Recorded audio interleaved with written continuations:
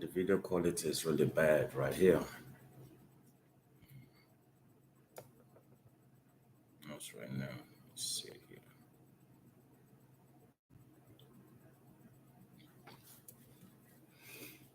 Hello, hello, hello. I hope y'all can hear me okay. How's the mic? Let's see right here. Hopefully y'all can hear me good. Let's see. Gee, I don't see.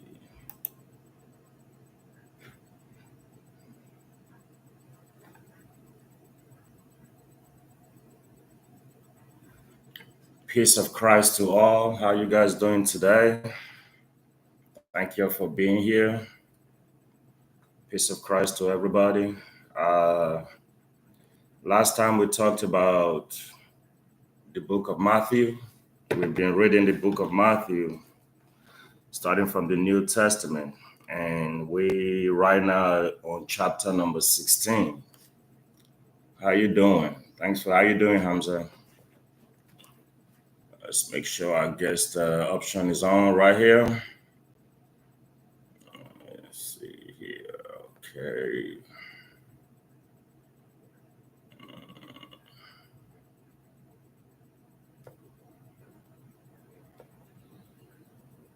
Six. All right. How you doing, Faiza? So in the meantime, we're gonna keep reading anyways. We've gone through the first 15 chapters of Matthew, of the first book of Matthew, looking at things from his lenses, looking at things from his perspective.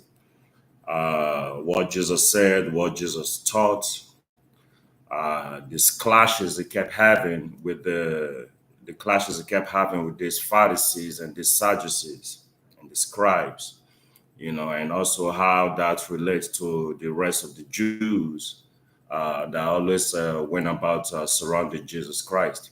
So, but in the meantime, we're gonna keep going anyway. How you doing, Lesage? How you doing, Brunel? So we on chapter 16 right now in the book of Matthew. We're just gonna keep reading anyways. So should go live together. It's like someone trying to join. And for those of you who have objections, you want to talk about it, you feel free to join. This is what this platform is here for. Put your opinions together and see how we can discuss as human beings. So in the meantime, we're just going to keep reading anyways. This is chapter 16, the book of Matthew. The Pharisees also with the Sadducees came, and tempting, desired him that he would show them a sign from heaven. He answered and said unto them, when it is evening, ye say it will be a fair weather, for the sky is red. And in the morning it will be foul weather today, for the sky is red and lowering. O ye hypocrites! Ye can discern the face of the sky, but can ye not discern the signs of the times? Verse 4. A wicked and adulterous generation seeketh after a sign, and there shall be no sign given unto it, but the sign of the prophet Jonas. And he left them and departed. And when his disciples were come to the other side, they had forgotten to take the bread. Then Jesus said unto them, take heed and beware of the leaven of the Pharisees and the Sadducees. And they reasoned among themselves, saying, it is because we have taken no bread. Which when Jesus perceived, he said unto them, O ye of little faith, why reason ye among yourselves, because ye have brought no bread? Do ye not understand, neither remember the 5 loaves and the 5,000, and how many baskets ye took up? neither the 7 loaves of the 4,000, and how many baskets ye took up. How is it that ye do not understand that I spake it not to you concerning bread, that ye should be aware of the leaven of the Pharisees and the Sadducees? Then understood they how that he bade them not beware of the leaven of the bread, but the doctrine of the Pharisees and the Sadducees. So they were thinking Jesus Christ was talking about bread, but the bread he meant was the doctrine that is being preached by these Pharisees and these Sadducees.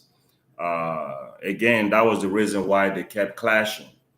They always kept clashing because the way Jesus Christ interpreted the law was always different from the way these Pharisees and Sadducees also interpreted the law, you know. So, but we carry on. We just go and keep reading. When Jesus came into the coast of Caesarea Philippi, he asked his disciples, saying, whom do men say that I, the Son of Man, am? And they said, some say that thou art John the Baptist, some Elias, and others Jeremiah, or one of the prophets. He said unto them, but whom say ye that I am? And Simon Peter answered and said, thou art the Christ, the Son of the living God.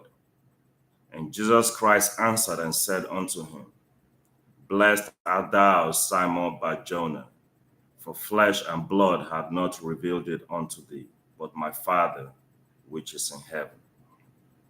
And I say unto thee, that thou art Peter, and upon this rock I will build my church, and the gates of hell shall not prevail against it. Wow. Jesus just made Peter the prime minister right there. He just made Peter the prime minister right there. Blessed art thou, Simon Bar-Jonah, for flesh and blood have not revealed this unto you, but my Father which is in heaven. Amazing. We keep going anyways. And I say unto thee, thou art Peter, and upon this rock I will build my church, and the gates of hell shall not prevail against it. And I will give unto thee the keys of the kingdom of heaven, and whosoever thou shalt bind on earth shall be bound in heaven, and whosoever thou shalt loose on earth shall be loosed in heaven. Then charged he his disciples that they should tell no man that he was Jesus the Christ. From that time forth began Jesus to show unto his disciples how that he must go unto Jerusalem and suffer many things of the elders and the chief priests and scribes, and be killed, and be raised again the third day. Then Peter took him and began to rebuke him, saying, be it far from thee, Lord, this shall not be unto thee. But he turned and said unto Peter, get behind me, Satan. Thou art offense unto me, for thou savourest not the things that be of God, but those that be of men. Understand what is going on right here, guys. Okay. Now, he's already opening the minds of his disciples. After he confirmed that he is the Christ that they've been waiting on. How you doing, Conqueror Lion? After he confirmed that he is the Messiah that they're waiting on, he opened their mind and let them know what the Messiah, was supposed to accomplish, especially given in the Torah with the previous prophets and everything they taught about this messianic figure.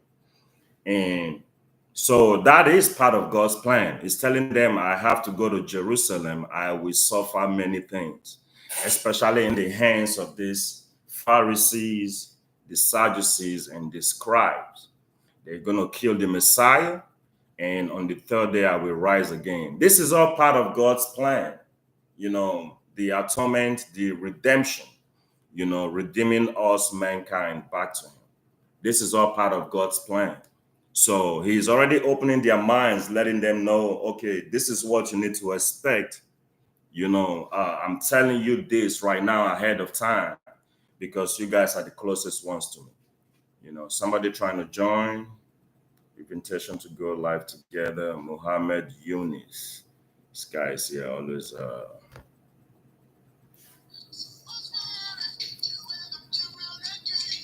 How you doing? Nice to meet you. Can you hear me?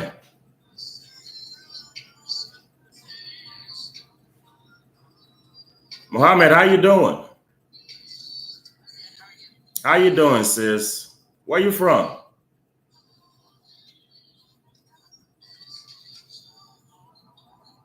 I see you doing your live over there on that end too. Can you hear me okay? Probably just got a connection. You can hear me good? Okay, well, I'm actually doing a live, reading the Bible and trying to, share this truth, the truth of God. I see you doing your own thing over there. Where you from? California. Wow, that's amazing. So what's your life about? If you care to share.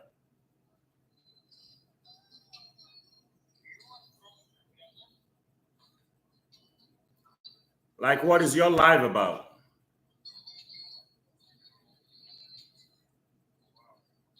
Can you hear me?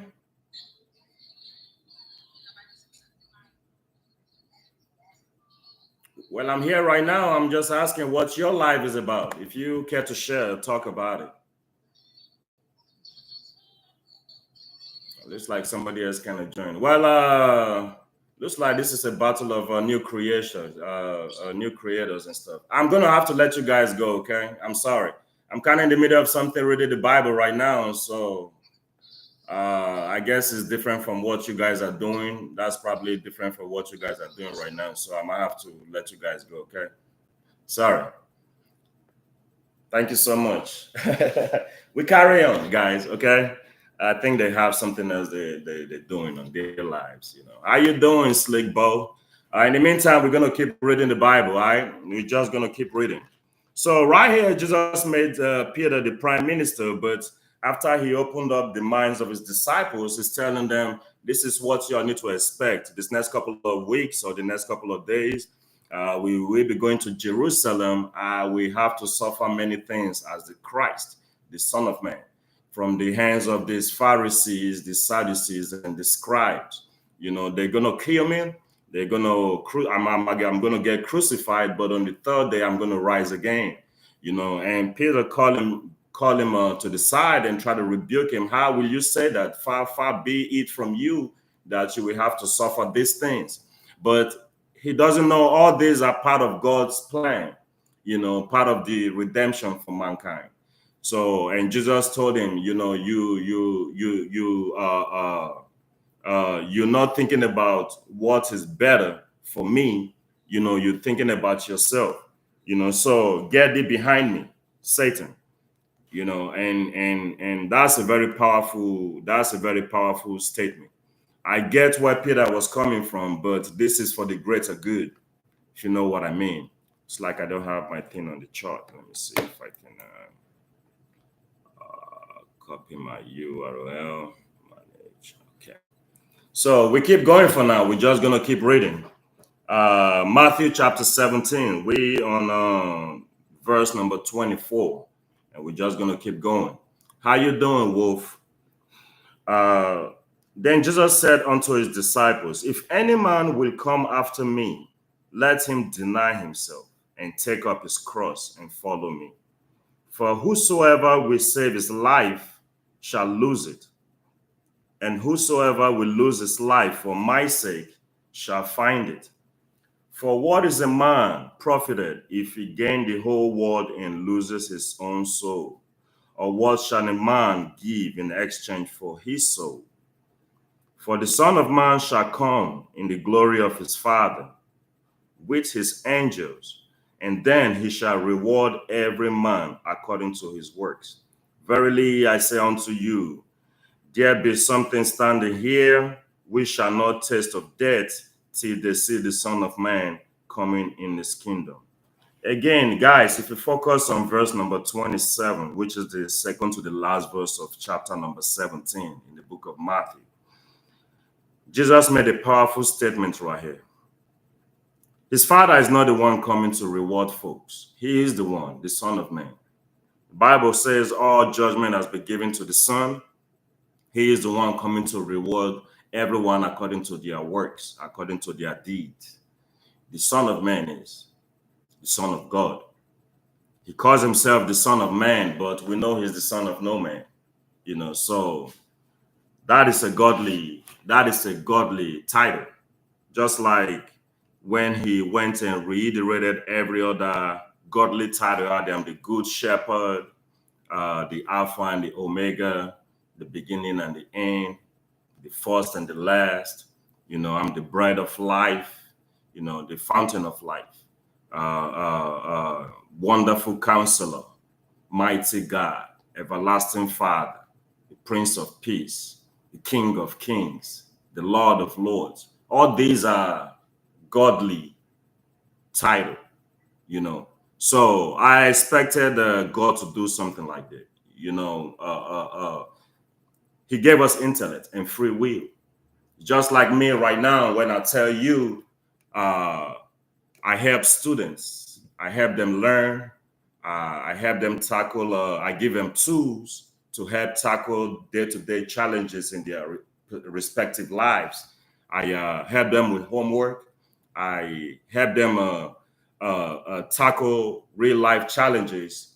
I never said I was a teacher, but with your intellect, you will be able to deduce that is what I'm actually portraying. I gave you every definition of what a teacher is, but I didn't actually open my mouth and tell you I'm a teacher. You should, with your intellect, you should be able to deduce what I'm trying to say. Just like me saying I work with patients on a day-to-day basis.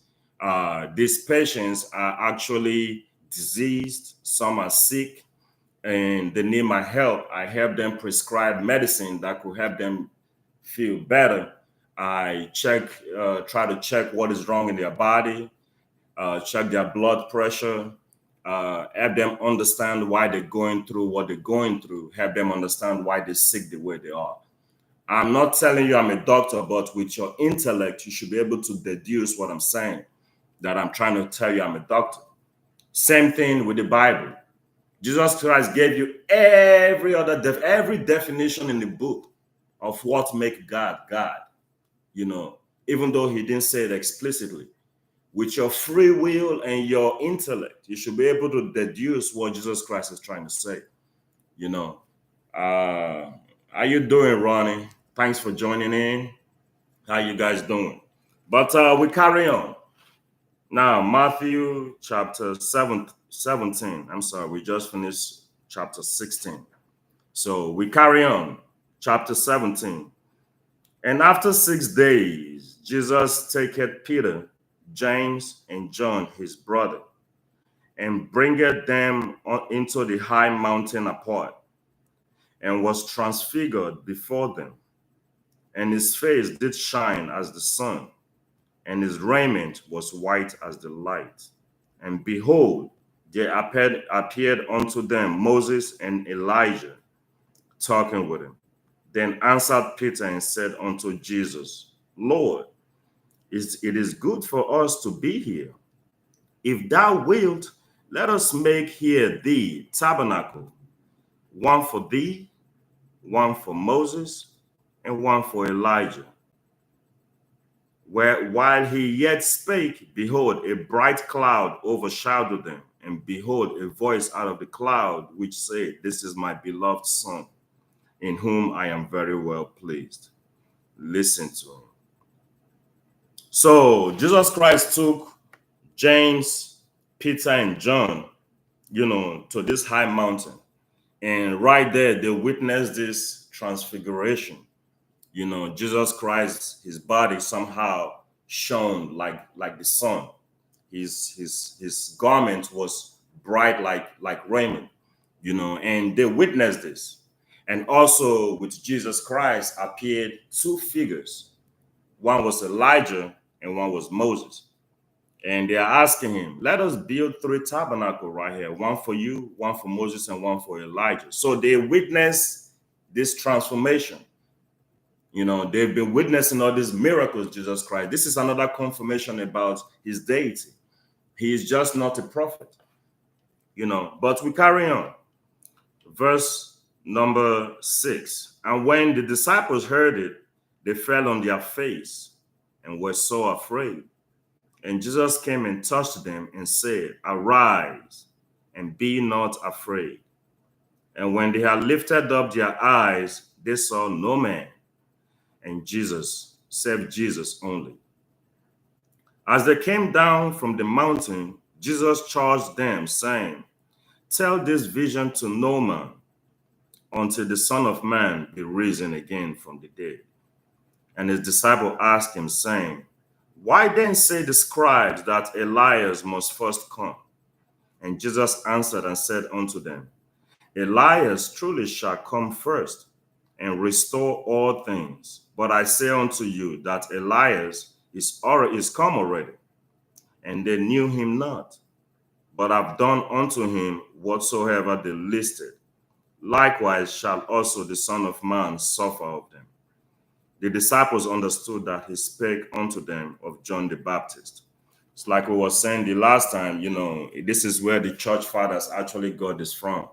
You know, John the Baptist is supposed to be a reincarnation of Elijah. Not saying Elijah is actually the reincarnation, is just trying to tell you the spirit that dwelled in Elijah is the same spirit that was in John the Baptist. John the Baptist grew up, he ate kosher, you know, he didn't eat any unclean animals. The Bible said he lived on locusts and honey, and he had this leather belt around his waist. He dressed. He was a prophet. Everybody regarded him as a prophet. He was out there preaching the word of God and preaching the baptismal regeneration for sins. You know, so that was who John the Baptist is. He was actually held in high regard, especially by these Pharisees and Sadducees. They were always clashing all the time. Daniel, wow, man, look at you. How you doing, man? Man, thanks for joining in, man. Thank you for joining. I appreciate it. How you doing? Just trying to go live. Somebody trying to join. Coco Can. Who is this? Coco. Hello, how you doing, Coco? Can you hear me?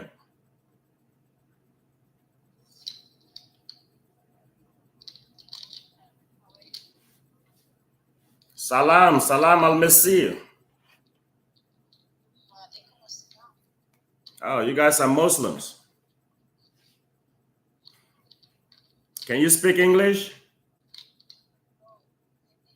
Hindi? Urdu. Where are you from, Pakistan?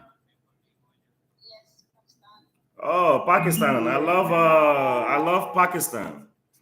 I have a lot of Pakistan friends.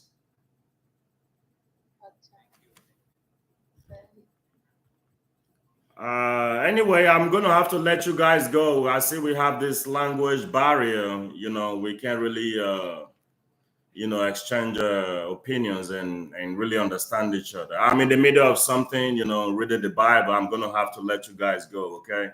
But thank you anyways for joining my live. I really do appreciate it. Okay. Assalamu alaikum. Okay, we carry on. That was nice. There's this relationship between Christians and Muslims and the Jews. You know, people say they are all sister religion, if you know what I mean. You know, Muslims, Christians, and Jews, they've always had this interaction, in a way. You could say there are three sides of the same coin, but the doctrines are a little bit different. Each one of them claim to, have the true God, but we're not going to go into all that right now. We're just going to keep reading the Bible. We're going to continue. How you doing, Patricia? Thanks for joining in. How you doing? Ahmed, thanks for following me. I'm going to follow you back. There we go. All right, we keep going for now.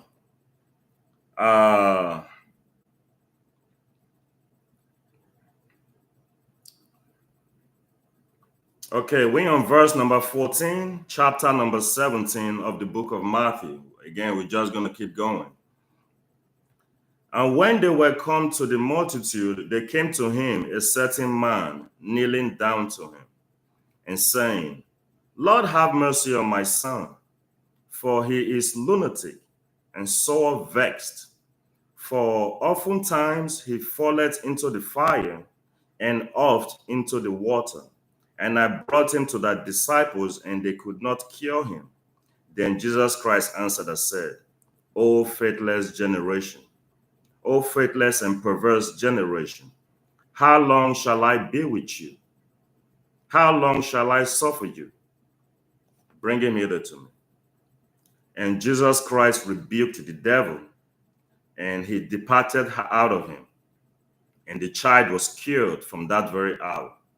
Then came the disciples to Jesus and said, Why could we not cast him out? And Jesus Christ said unto them, Because of your unbelief. Let's pause right there for a second. Let me make a little comment. This right here is very powerful. If you notice, even in the city, his own city, when Jesus Christ went to his own city where he was born, he was going to do miracles. There's an account where he left and he was marveled that these people didn't believe. So belief, on the other hand, has something to do with you, with your faith. If you have faith that you can move a mountain, trust me, that mountain will be moved. If you know what I mean, that mountain will be moved because of their unbelief. And he did not many works there, not many miracles there because of their unbelief. So belief is one thing. Faith is another thing.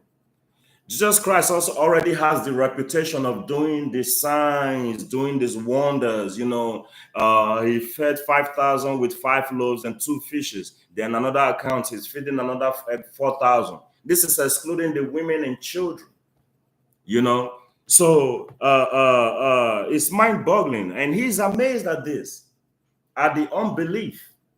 So you have to believe, you have to have faith. Sometimes people pray and they are angry why their prayers are not being answered. Their prayers is not going past the ceiling. There are several factors. You may be angry or have this kind of malice or grudge in your heart. Maybe you got into an altercation with somebody. You don't know you harboring that resentment towards your brother, that resentment towards another person, that can also hinder your prayers. Your belief, you have to believe 100% that your prayers will be answered. You have to have faith. You have to have that faith. Faith and works go hand in hand.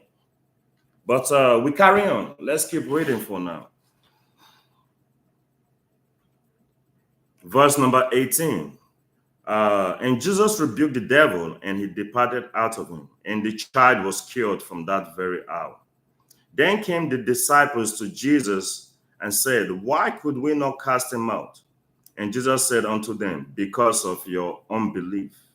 For verily I say unto you, if you have faith as grain of a mustard seed, ye shall say unto this mountain, Remove hence to yonder place, and it shall be removed, and nothing shall be impossible unto you. Howbeit this kind goeth not out but by prayer and fasting. So even demons have grade. There's levels to demons. Demons, powerful of demons. Jesus Christ earlier mentioned about how our temple is how our body is the temple of the Lord. And it is a norm. He's going around casting out these demons from people, freeing them. But the account told us that when you are being freed, it's like a tenant, that is staying in a house. Now the tenant is gone. The landlord swept the house. Everything is clean now, and everything is put up in order. Jesus is inviting you to invite him to come dwell in that temple, in your body. Now you don't have the demon no more. If you leave the house unattended, this demon will come back with 7 other demons that are even more wicked than him, to come harbor in this temple. It's telling you to make your temple a dwelling place for him. That way him and his Father can come abide in you, with you, constraining you, protecting you, dwelling in you, spurring you on, teaching you all things, convicting you, protecting you, helping you, making you understand, helping you with your day-to-day challenges, helping you in your day-to-day life. But we carry on. We on verse number 22. And when they abode in Galilee, Jesus said unto them, the Son of Man shall be betrayed into the hands of men, and they shall kill him, and the 3rd day he shall be raised again. And they were exceedingly sorry. And when they came to Capernaum, they had received tribute money. They that received tribute money came to Peter and said, doth not your master pay tribute? He said, yes. And when he was come into the house, Jesus prevented him, saying, what thinkest thou, Simon? And whom do the kings of the earth take custom or tribute? Of their own children or of strangers? Peter said unto him, of strangers. Jesus said unto him, they are the children free. Then are the children free. Notwithstanding, lest we should offend them, go thou to the sea and cast a hook and take up the fish that first cometh up. And when thou hast opened its mouth, thou shalt find a piece of money. Take that and give unto them for me and thee.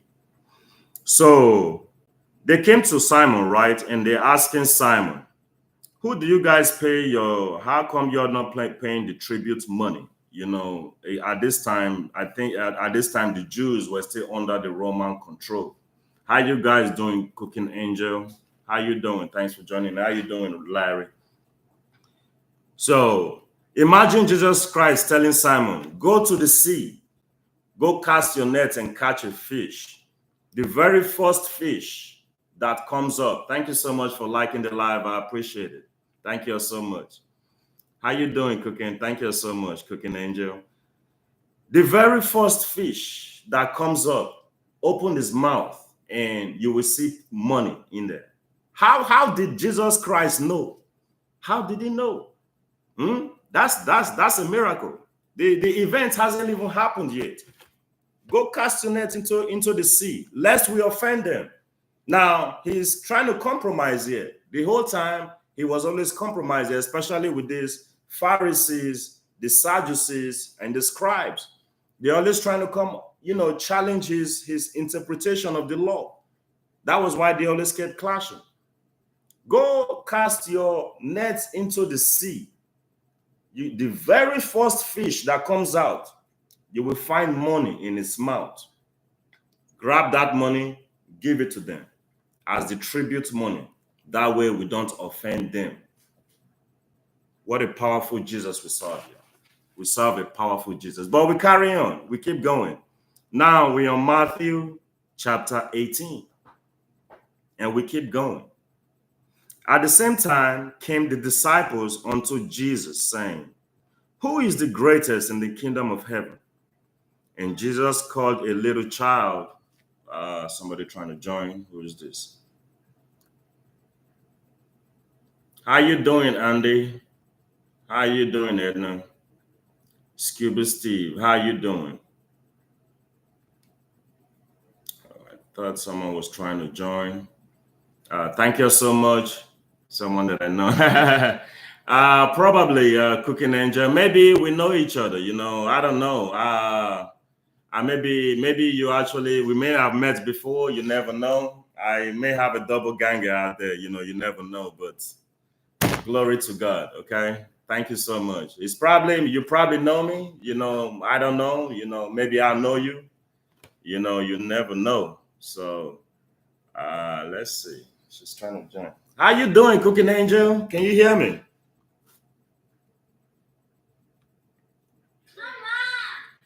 Good afternoon. Good afternoon. How are you? I'm fine. Sorry to ask this question. You look like Ramike. That's me. Oh my God! Long time, long time. How are you? How you doing? Sorry, help me jog my memory, please, if you can. Oh, my sister. How you doing? How you doing? I'm doing fine. Long time. I've been looking for you. I don't know if any of them tell you. I've been looking for you for a long time. Oh man. Yeah, for a while I avoided everything social media. I was off the grid for a minute. So how you doing, Happy Jack? So but it is so good. It is so good hearing from you. How's the family? How's everybody? Everybody is doing fine. Your face never changed. Thank you so much. Thank you so much. I really do appreciate it. Well, you know where to find me now. Go ahead and you know where to find me now. Yeah. Go ahead and follow me, subscribe, whatever you gotta do, follow me. I will try to follow you back, just in case you're on there that way I can. Oh, okay, okay. Wow, it is so good to hear from you. Your voice still sounds the same though. Yes. So how's the kids? How's everybody? Everybody is doing fine. We thank God. We thank God. We thank God. So how's back home? It's still hot, huh? Yeah, everybody is fine. I'm in Germany now. I live in Germany. Oh wow, that's amazing. We're in Germany. Yeah, I'm visiting with mommy. Bielefeld. Yes. Oh, okay. I spoke to her yesterday. She does her live too every now and then. So yeah. How you doing, Helen? Yeah, how you doing, Bison? Yeah, she does her live too. Yeah, I just saw that. I said, let me ask because your face never changed. Yeah, this me. Hey, same old brother. But I'm glad, at least you know where to find me now. Please don't be a stranger. Come in from time to time. Come listen. Or if you have anything you want to add, you can also come up too. Oh wow, I see the kids driving you crazy over there, huh? No problem, no problem. My phone is weak. If you are still alive, maybe let me charge it. I will join you again. No problem, sis. No problem. I'm here now. You can find me anywhere. Thank you so much for reaching out. I really do appreciate it. This means a lot to me. It's been too long. Yes, my regards to everyone to the family. No problem. My regards to your family too. I will talk to you later, okay? Okay, bye. All right, bye-bye. Wow, that's amazing. That is amazing. That is my sister, y'all. She's based in Germany, Bielefeld, Germany, the same city my mom is staying. It's been too long. It's been years, really, since I last spoke to her. So that is really amazing. Benson Ohis, you want to join? Invitation say I just sent you an invite. If you want to join, come on, that's fine. But in the meantime, we're gonna keep going. Okay, we already read the Bible, so we're gonna keep going right now. How you doing, Cooking Angel? You still here? I see. Lightning, how you guys doing? Thank you so much for joining in. Okay, we're on chapter number 18, This is the book of Matthew. We're trying to look at things from Matthew's perspective, from the lens of Matthew. You know, my plan is just to just read the Bible. We're going to, hopefully we're able to cover the whole Bible every day we read. That's what we're going to have to do. It doesn't matter how many hours we spend a day. You know, no knowledge is wasted. If you spend at least 1 hour, you know, reading the Bible, because the Bible itself is what you call spiritual meat, is food. You know, there are gems in this book, you know, and you have to read. You don't just read because you want to read. You read it slowly, understand what you're reading. Let the Spirit of God, you know, help you understand what you're learning, what you're hearing, what you're reading, and how you see the words. If you come up to anything you don't understand, you can try to compare that translation or a particular word with other translations out there and see how they render that word. You know, that is pretty much my goal and the goal of this life. But if anybody have any objections, you know, want to come talk about anything, you know, feel free. You know, you can come in, we can put our opinions and share minds, you know, share our minds, share our opinion and talk about it. But in the meantime, we're just going to keep going. Chapter 18, right? At the same time came the disciples unto Jesus, saying, Who is the greatest in the kingdom of heaven? And Jesus Christ called the little child unto him, and set him in the midst of them, and said, Verily I say unto you, except ye be converted and become as little children, ye shall not enter into the kingdom of heaven. Whosoever therefore shall humble himself as this little child, the same is the greatest in the kingdom of heaven. And whosoever shall receive one such little child in my name receiveth me. But whosoever shall offend one of these little ones which believe in me, it were better for him that a millstone were hanged about his neck, and that he were drowned in the depth of the sea. So Jesus Christ, he took children, you know, very seriously. This is another reason why the Pharisees, you know, they were clashing with Jesus. There's an account where the Pharisees, the Sadducees, and the scribes came to him saying, Do you hear what these children are calling you? They are praising you as Yahweh of the Old Testament, calling you Hosanna, Hosanna. Hosanna is the son of David. Blessed be your name, Hosanna, Hosanna. Do you hear what these children are calling you? And Jesus Christ said, Yes, don't you know it is written that the Messiah will be praised by children, little children. Because children, they're not like us grown up. Their heart is still very pure. You know, they are drawn to pure in heart. Jesus Christ is nothing but love, which is what attracts children towards him. Actually also attract the multitude towards him. Everybody wants to be around Jesus. He's doing these miracles and he's teaching them, he's preaching and using these miracles to back it up. Which is why the Pharisees also and the Sadducees, they were kind of like in awe. You know, he's coming out there, taking their congregation, you know, taking their people and converting them to Christians, Christ followers. How you doing, Betty? You know, so you have to be like little children. You have to humble yourself. Don't be prideful. Jesus Christ said a prideful spirit is of the devil. You cannot be prideful. You have to be able to humble yourself as little children. Excuse me.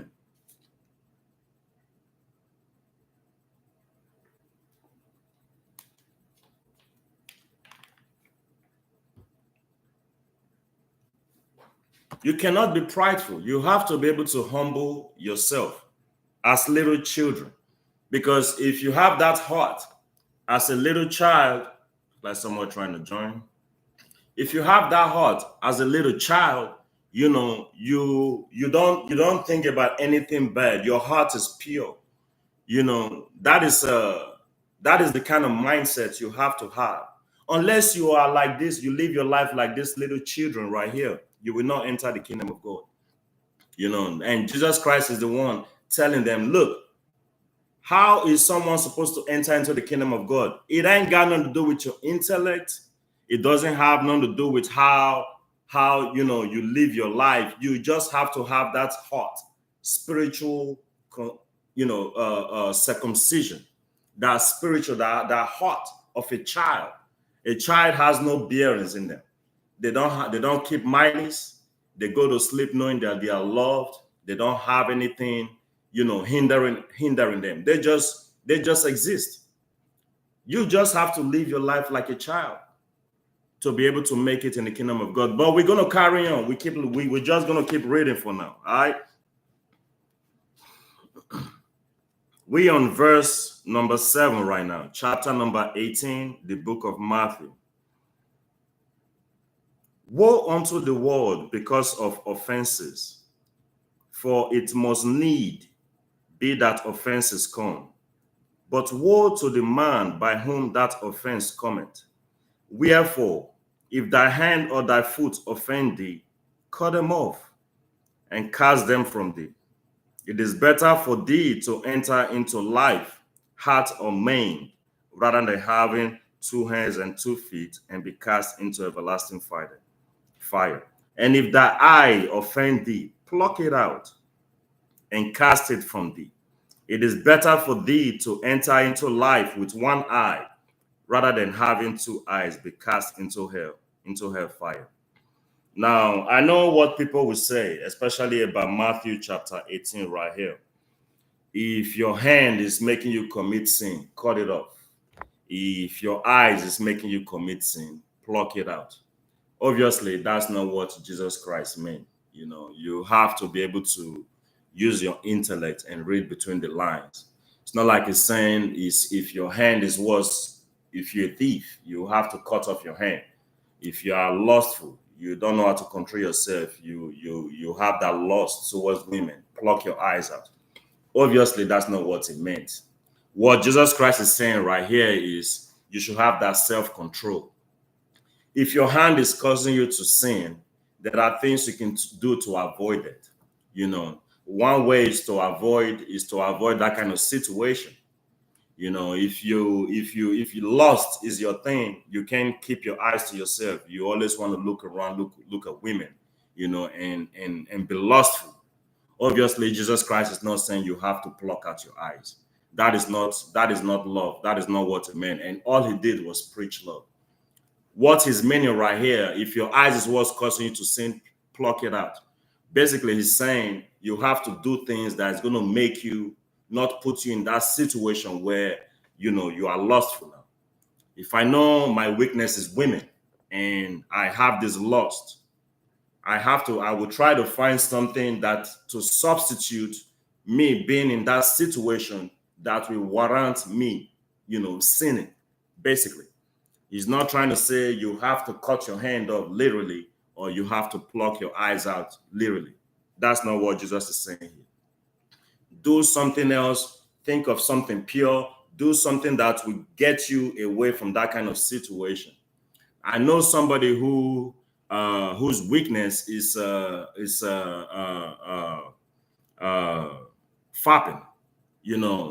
Now he's trying to manage his mind and do something different. To make him stop doing what he's doing, causing him to sin. Now he substitute that working out. He goes to the gym on a regular basis now to keep his mind free from doing things like that. So basically, that's what Jesus is saying here. It's not saying you have to cut off your hand literally. You have to pluck out your eyes literally. He created you. He knows what's good for you. And he only preached about his love. So do something that will make you not sin. Don't put yourself in that kind of vulnerable situation, in that kind of state where, now you don't have the choice. You can't control yourself, your emotions, and now you are sinning. That's basically what Jesus Christ is saying right here. So think about pure things, do something different, try to be around like-minded people that won't make you put yourself in that kind of situation to sin, basically. How you doing, Luis Waters? But we're going to keep going. We keep going.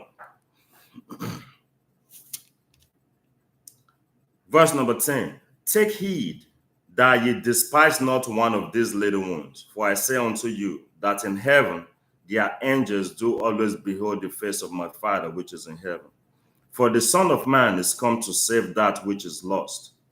How think ye, if a man have 100 sheep, and one of them be gone astray, doth he not leave the 90 and the 9, and goes into the mountain and seeketh that one which has gone astray? And if so, be that he find it, verily I say to you, he rejoiced more than that. He rejoiceth more of that sheep than the 99 which went not astray. Even so, it is not the will of your Father which is in heaven that one of these little ones should perish. So again, he doubled down. He doubled down.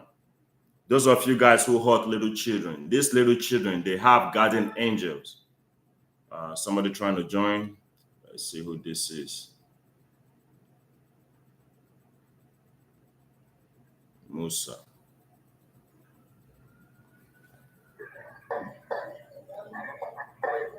Salama Masih. Walaikum salam. Where are you from, my friend? I'm from Pakistan. Where are you from? Pakistan. You must be the fourth person that called me today from Pakistan. I'm from the US. I'm here based in the States. How you doing, my friend? Thank you. Yeah, you have won the match last night. You know, I have the what? you have won the match. Oh. Cricket match last night. Oh, I lost the match. Oh, I know. I'm really not. Go ahead. Go ahead. Yeah. Yeah, I know you're talking about the match between live creators and stuff. Right here, I'm really not into that. I just read the Bible. You know, we focus on the Bible, and you want to talk about the Bible? We can talk about it. You believe it's one of the words of Allah? Yeah, I know. I believe on Quran because I am Muslim. I know you believe in the Quran. I know. Do you believe the Bible is also the word of Allah, just like the Torah? So appreciate the Bible. You believe in the Bible that is word of your Allah? Yeah, I believe. I appreciate. The Quran says Jesus, Isa, son of Maryam, is the word of Allah. You believe that? No, we only believe that God is only one who is creator.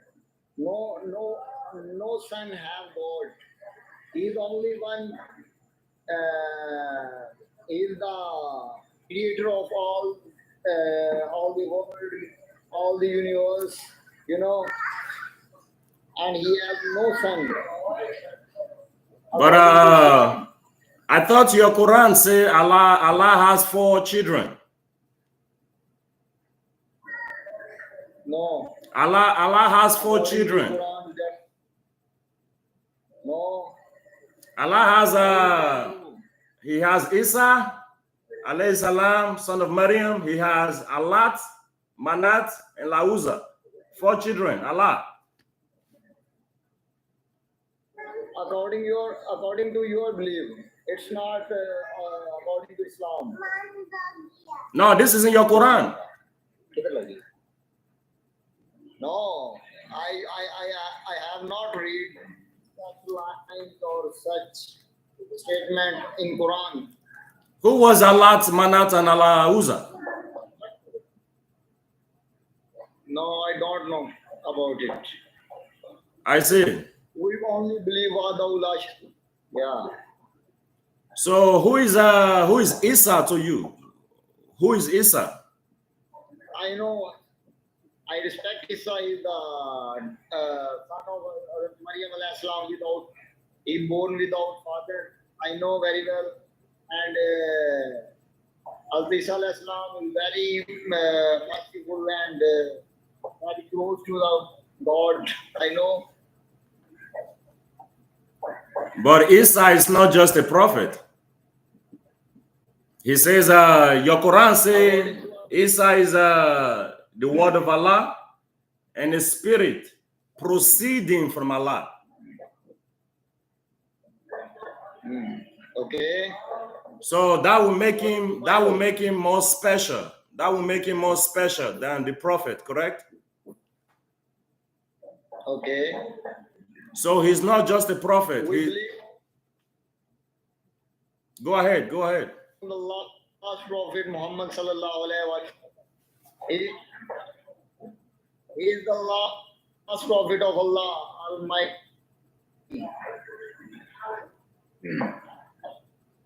So you believe Isa is not different from the rest of the prophet at all?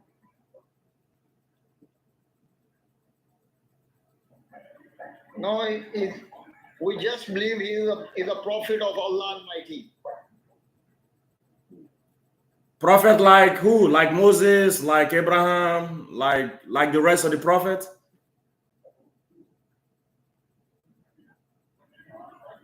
Like Moses, we can say. But Moses, for the yeah, but Moses is not the word of Allah. To be the word of Allah, Moses is not the word of Allah. Yeah, only Isa is the word of Allah, and the spirit, the ruh Allah is the karimatuhu al-kaha al-maryam and ruhu minhu. This the word of Allah and the spirit of Allah. Yeah, no other prophet has that title. So he's not just a prophet, he's more than a prophet, correct? Okay, you are saying right. So you believe Isa is not just a prophet, he's more than a prophet, correct? Yeah, we can say.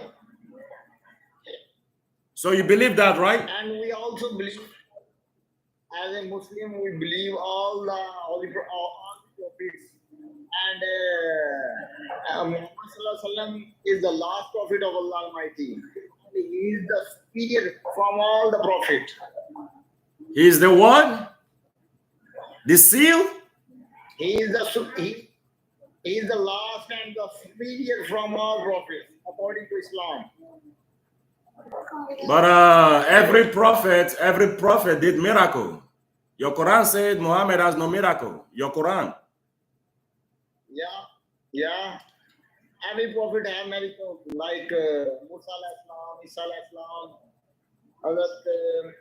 salam, Yusuf alayhi salam, Adam alayhi salam, like the first prophet of Allah Almighty, and is the first man on the earth, Adam or Eve. So did he do any miracle?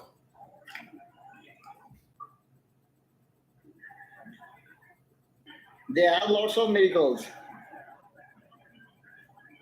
According to the Quran, did your prophet do any miracle?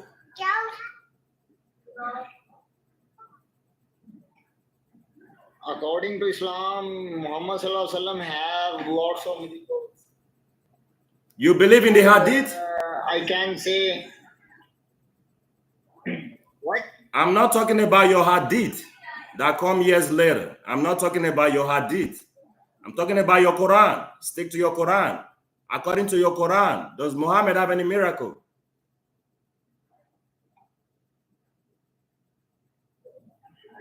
Muhammad Sallallahu Alaihi Wasallam have lots of miracles. As we can say, when Sallallahu was on a war, he was just 330, and they fight against a very big army, and they lost the battle. So you are saying Muhammad has miracles, yes? Yes. Muhammad Sallallahu Alaihi Wasallam also itself is a miracle. Oh, Muhammad is the miracle. Yeah, we can say. Well, how when Isa has no father, and Isa came with miracle. It's a big miracle, and we believe and we appreciate them. I know you believe. I know you believe, my friend. I know you believe. I'm saying, okay, your Quran is saying Muhammad has no miracle whatsoever. That's what your Quran says. You are telling me Muhammad has miracles. So who should I go with? Should I go with your Quran, the words of Allah that says Muhammad has no miracles, or should I go with you? Because I know you are appealing to the hadiths. Your hadiths try to put some miracles. Quran is miracle, and Quran is the miracle of Muhammad. Yeah. When Moses came with the Torah, that means the Torah too is a miracle.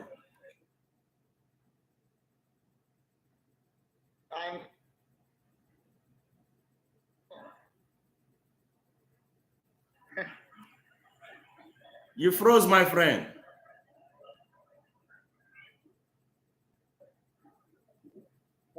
No. I'm not Molana. I just saying I'm Muslim and I respect the Christianity. That's it. Do you respect Christians? Yes, I respect. A lot of respect. Okay, maybe if I try to switch, let's see if we can switch the argument a little bit. Oh, by the way, welcome, man. Welcome to my live, man. It's good having you, man. I hope I'm not too direct. I hope I'm not too direct. We're just having a conversation. Let me ask you, what don't you like about Christianity? Tell me, give me your objection. What don't you like about Christianity? Talk to me. It's I think because they don't sense about mother, sister. I don't understand. You say what now? Christians do what? And I'm saying about sexuality. They are promiscuous. Yeah. Have you ever left Pakistan?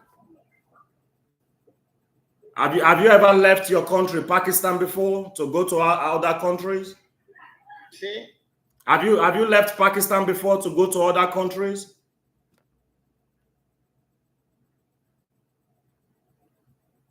Yeah, his connection is really bad, man. He keeps frozen in and out. If you travel, you will see that Christians, I don't know how they try to portray Christians there in Pakistan, but that is not true. Christians are not promiscuous. Not everybody in America are Christians. America has got Christians, Muslims, Hindus, Krishnas, different religion. Even people atheists that don't believe in God, they stay in America. So you don't base your whole. Go ahead. Brother, one question by me.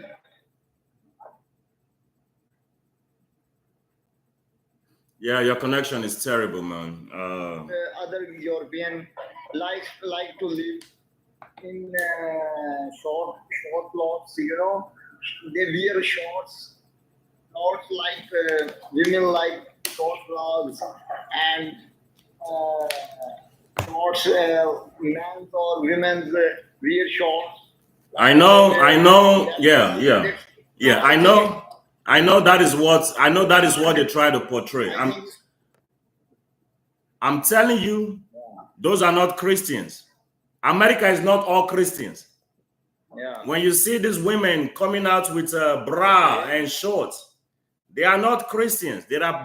We have atheists here, people who don't believe in God. We have Christians. We have Muslims. We have I see Muslims today, female Muslims in America. They don't wear anything. Yeah. They don't even wear the hijab. Yeah. So I'm not gonna say. You are right. Yeah, I'm not gonna say all Muslims are like that. You don't categorize all Christians because you hear or you see on TV. Overall, we can find such people here in Pakistan. Exactly. So I'm not gonna say all Pakistan is like that. Looks like somebody else trying to join. Who is this? Yes. Lots of bootles like,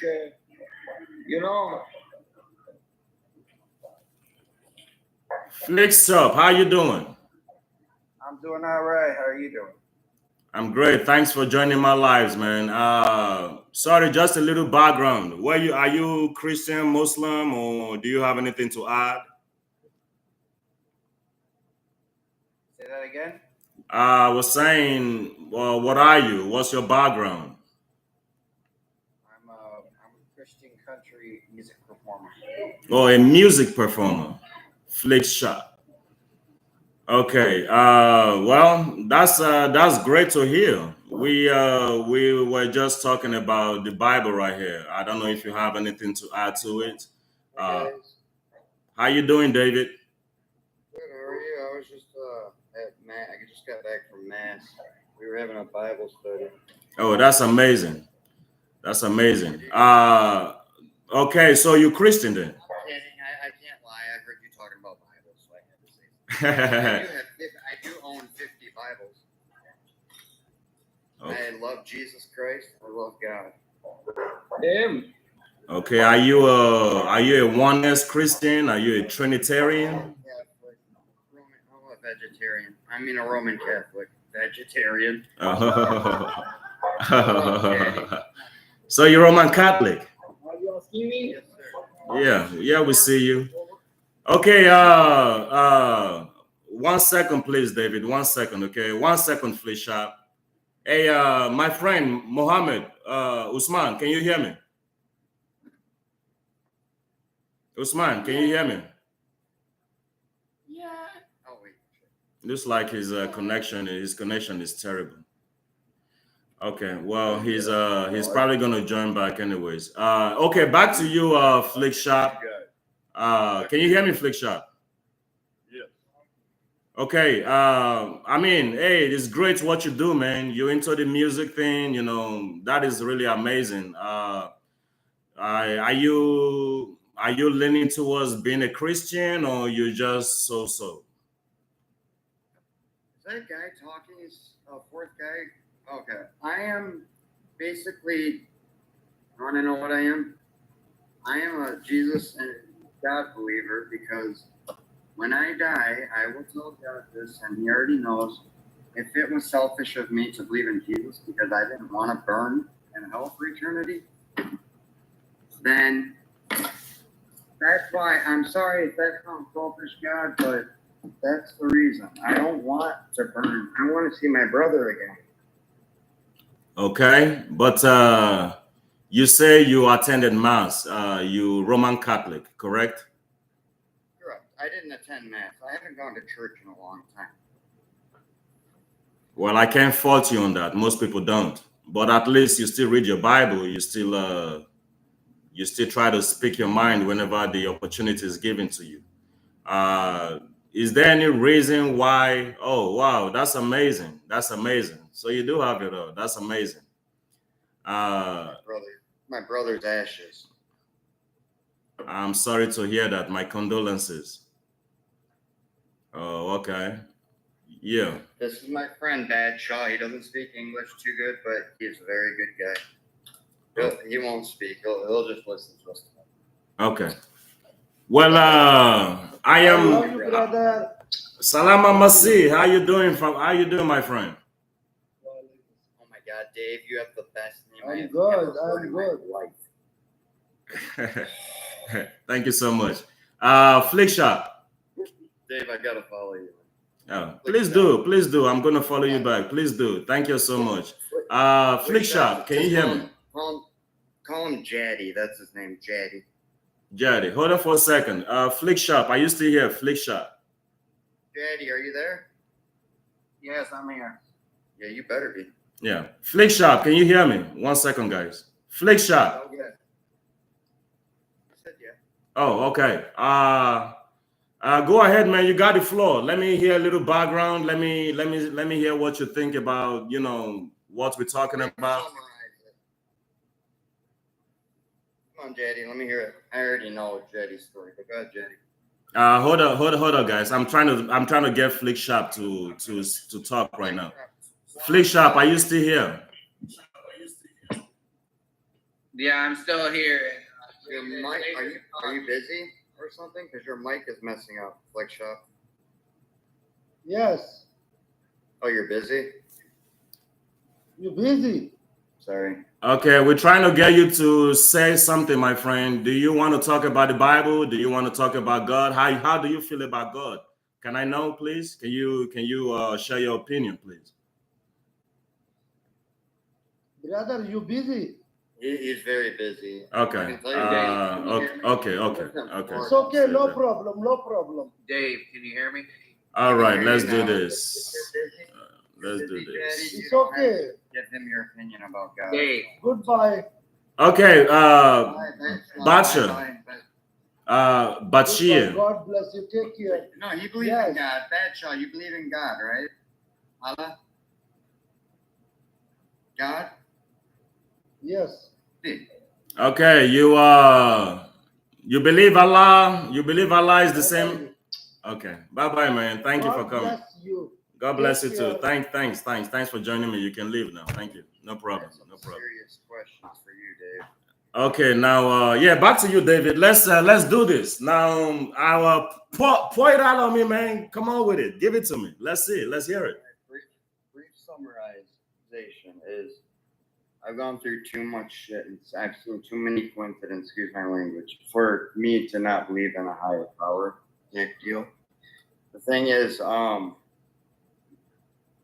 right, I'll brief summarize this. When I was 2 years old, my brother Michael was 3, and my real father poisoned us with alcohol 3 times over the legal limit. Adult. We had to go to the hospital, get our stomachs pumped. I remember everything. I remember everything. My mom couldn't believe how I remembered. And I said, Mom, when I was 18, do you remember we were driving around those little Flintstones cars that you run with your feet and you steer? Back in the day, those little yellow and red cars, little toy kid cars. He goes, how the hell you were 2 years old? I was like, probably because it was the first time I ran into a doctor and a nurse in a car, a toy car. I never got to ask her, why did my dad not get in trouble? And I thought about this the other day recently. Why didn't he get in trouble? She broke up with him that day. But the thing is, she must have told the hospital something. They're going to want to know, right? Why we're wasted on alcohol at 2 years old, I'm 3. So she probably told him that we got into it and saved my dad's fucking life. You know what I'm saying? How sick is that? Anyways, that's fine. I'm glad she forgave him. Well, people do crazy stuff for love, so you can't really fault. She was cheating on my dad with my stepfather. Master Schwa is a really good guy. I want to get him in here too. I'm sorry to hear that.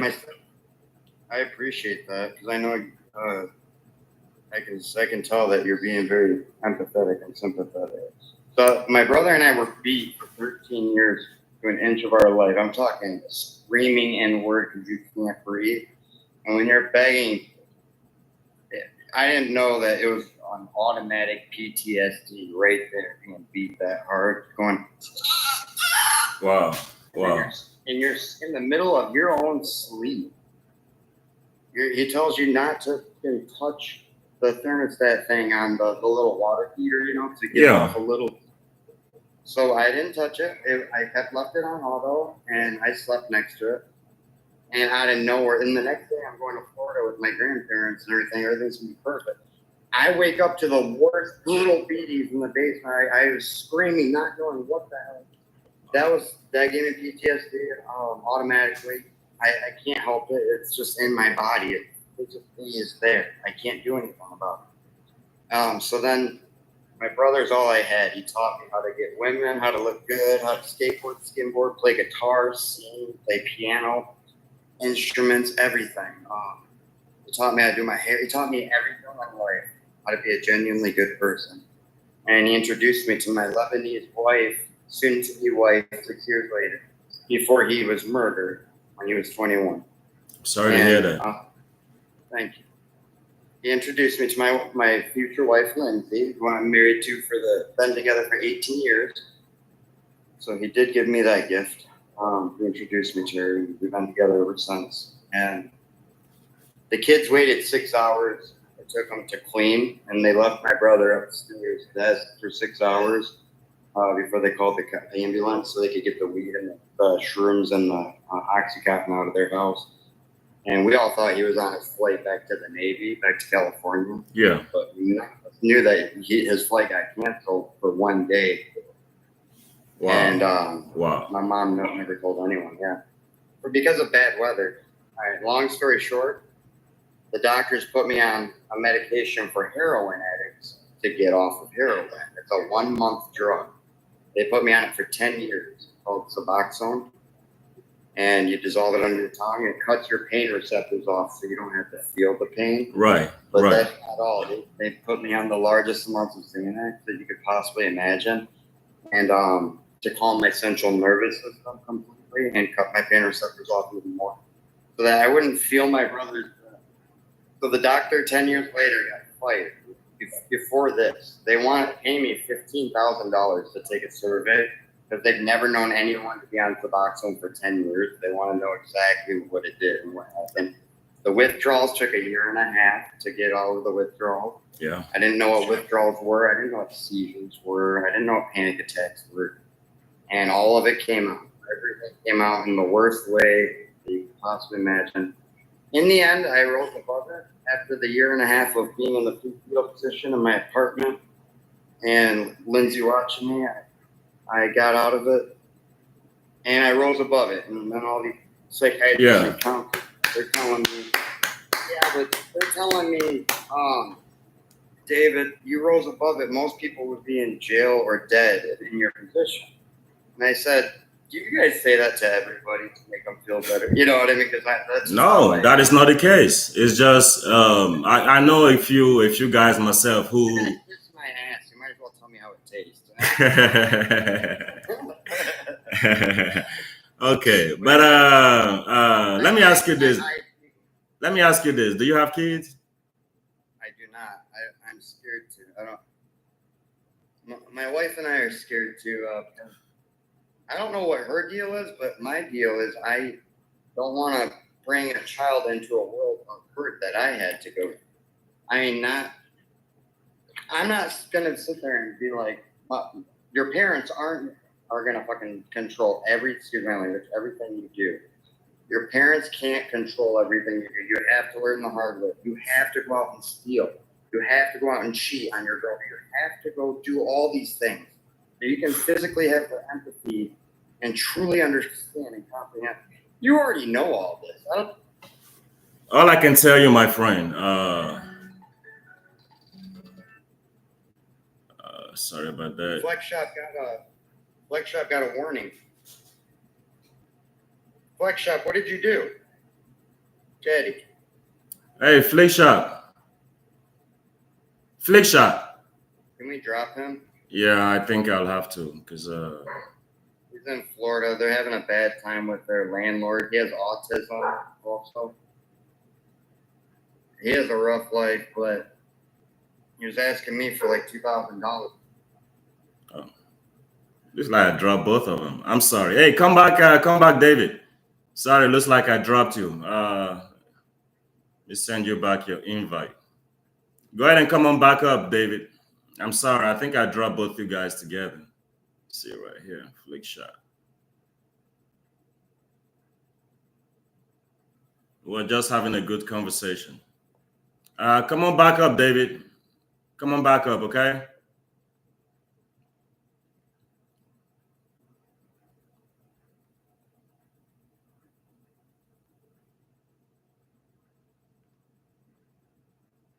Well, it's like it was fun while it lasted. Yeah, he's not big friends. Come on back up, David. We're still talking. So your story is really interesting to me. Let's talk about it if you want to. So guys, that was a good guest. Obviously, he had a lot of stuff in his chest. I really wanted to tell him something, but I would rather he come back anyways. That way we can talk some more.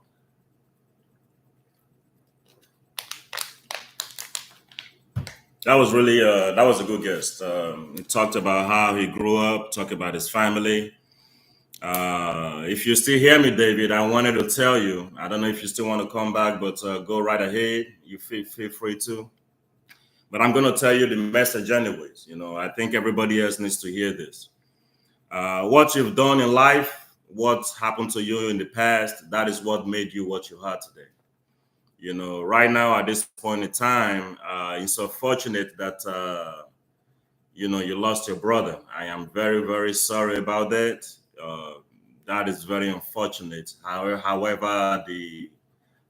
happened, I wouldn't wish that on nobody. You had to go through that. That helped you mature.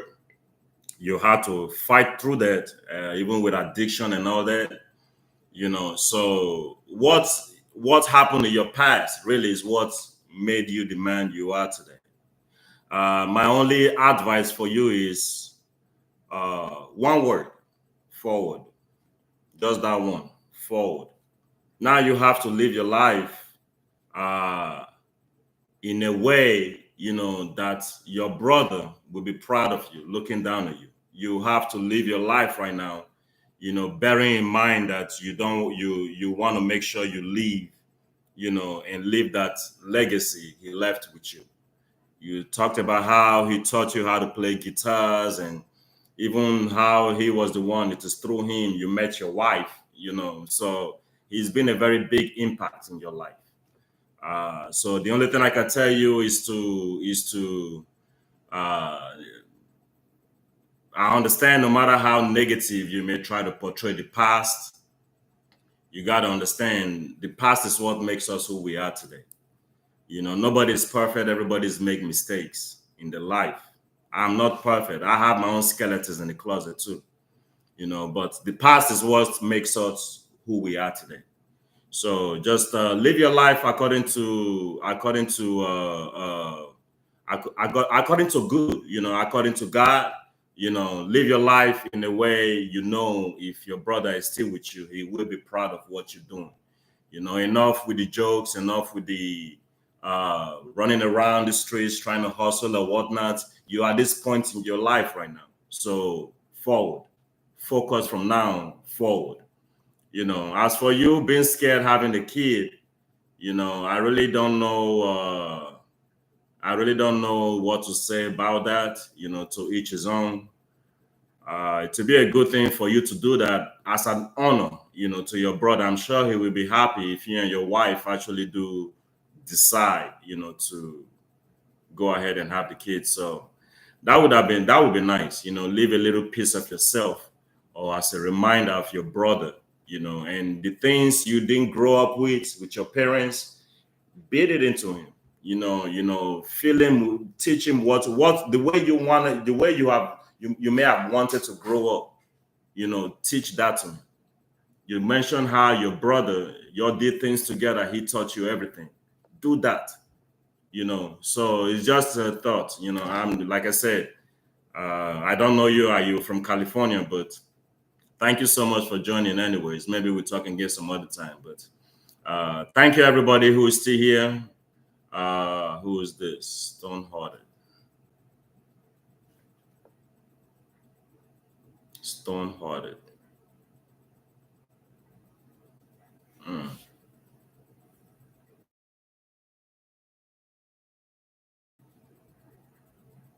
Hello, Stone. How you doing? Can you hear me? All right, that is that.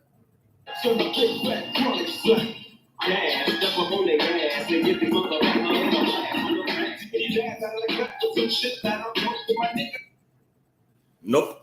Thank Thank you so much. Okay, guys. I guess we're gonna carry on. How you doing, Noah? How you doing, Miss Night Rider? Thanks for joining in. In the meantime, we're gonna carry on. We started out reading the book of Matthew. We here in the 18th chapter of the book of Matthew, trying to understand through the lens of Matthew. This is his account about how Jesus Christ lived his life, what he taught, what he preached, his relationship with his disciple, but this all coming from the lenses of Matthew. So we'll be reading Matthew so far, and we on chapter number 18 right now. We're gonna keep going unless we get somebody else who want to come in and join, tag along, and give us his own opinion.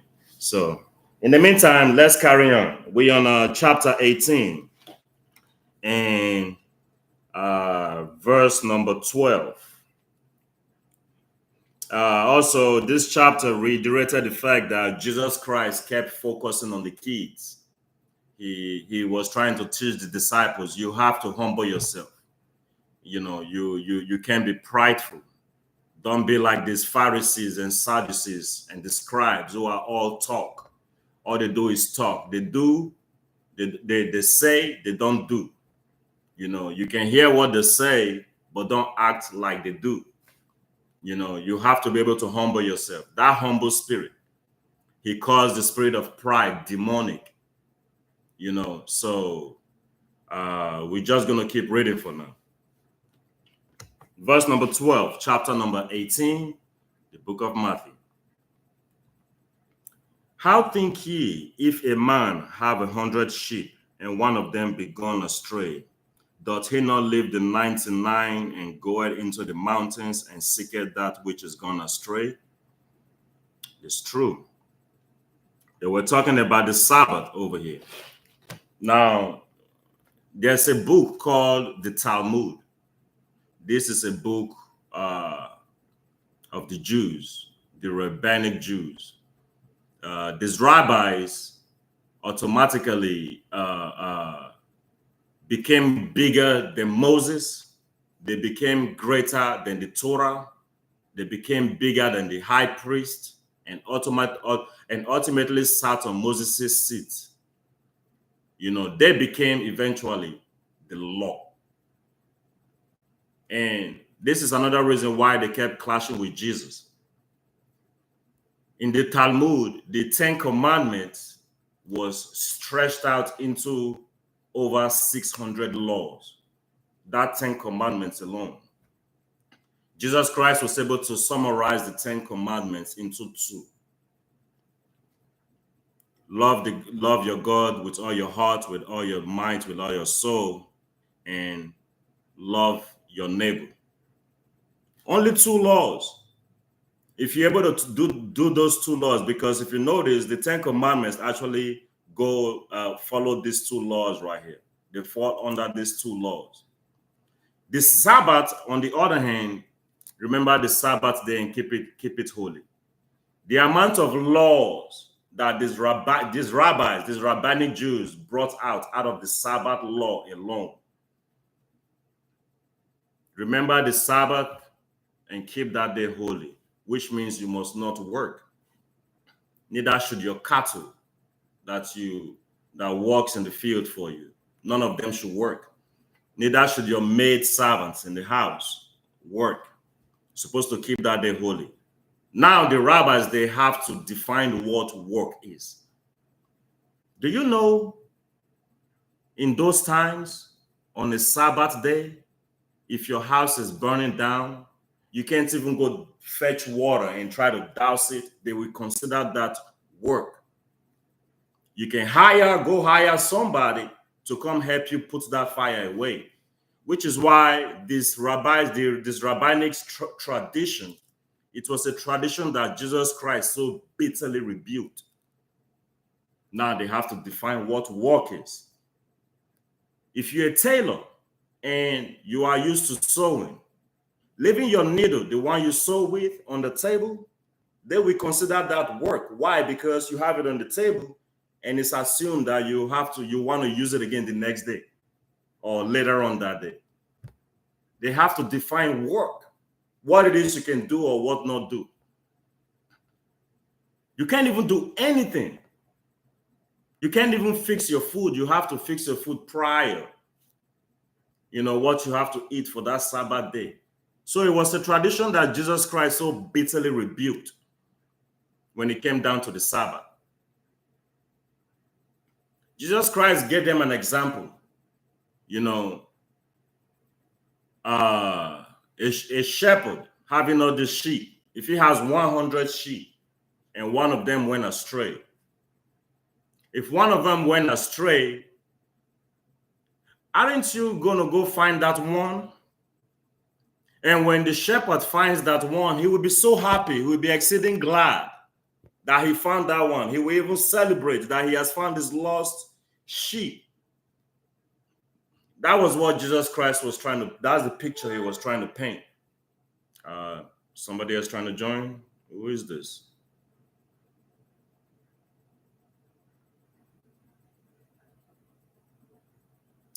You have the floor. You can join, my friend, if you want to.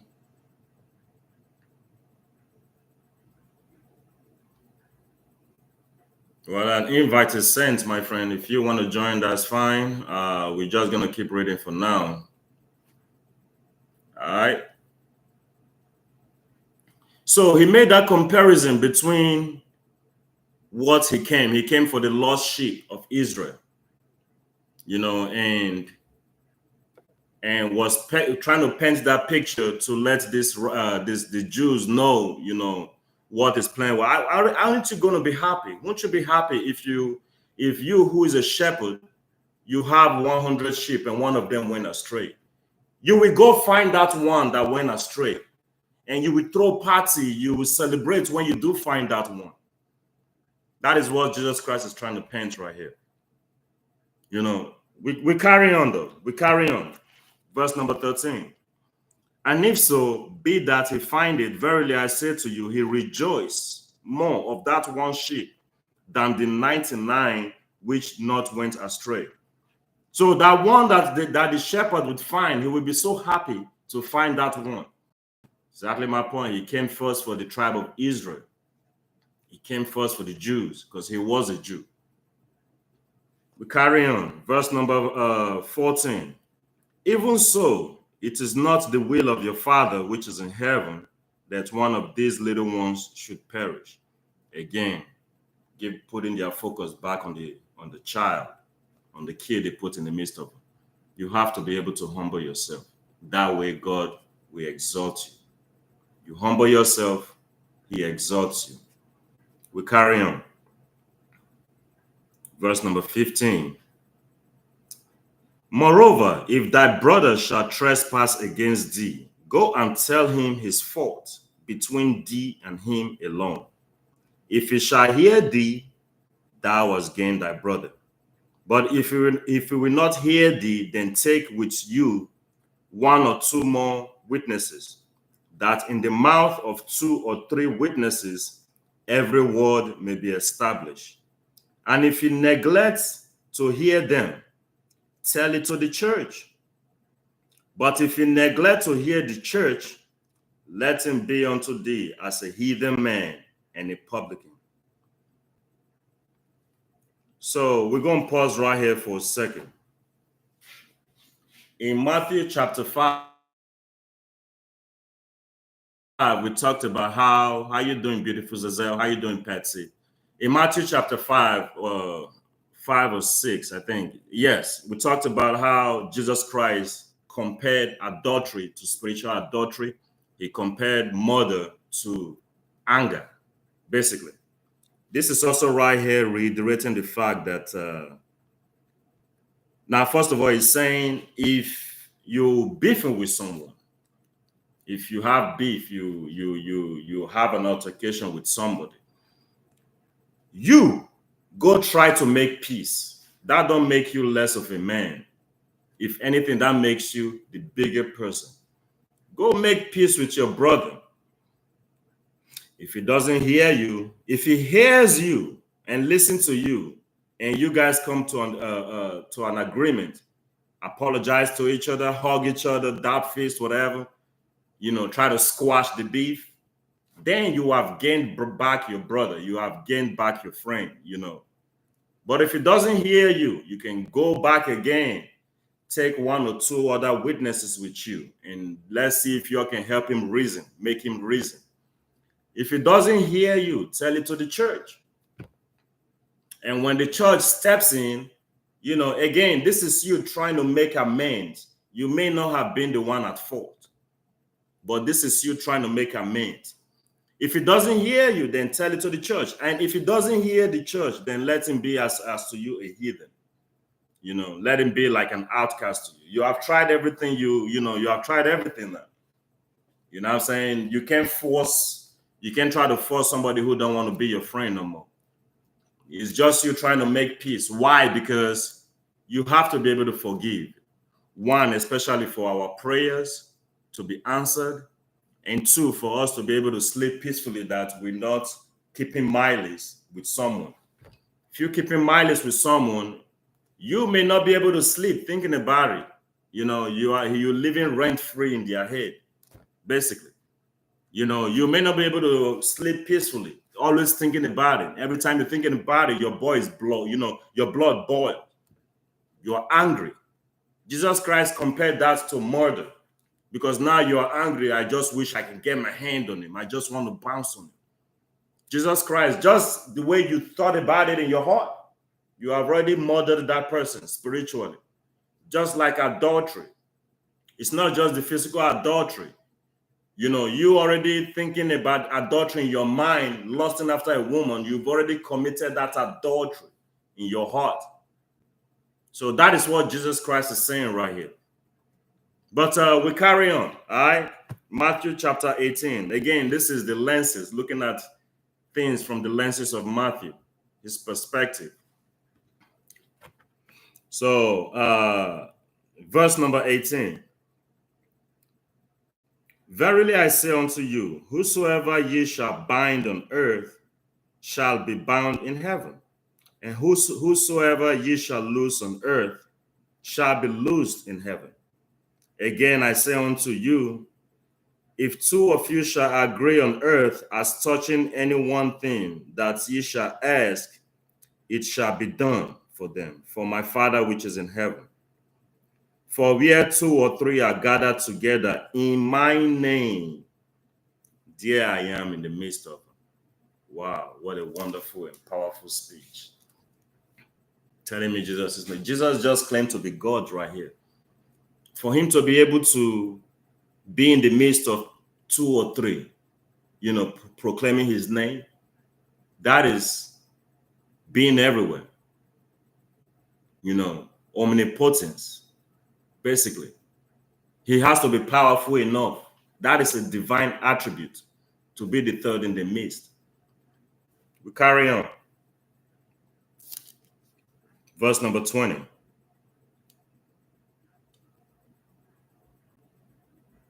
For where two or three are gathered together in my name, there I am in the midst of them. Verse 21.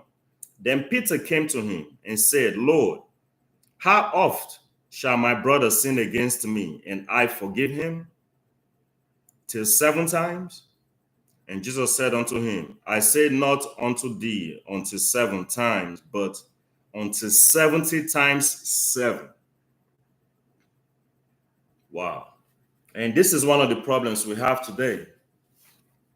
There are people willing to do this, willing to live their lives and just forgive everybody that robbed them of the wrong way. There are people willing to do that. But in this day and age, where the world is a brutal place, in this day and age, people take that advantage.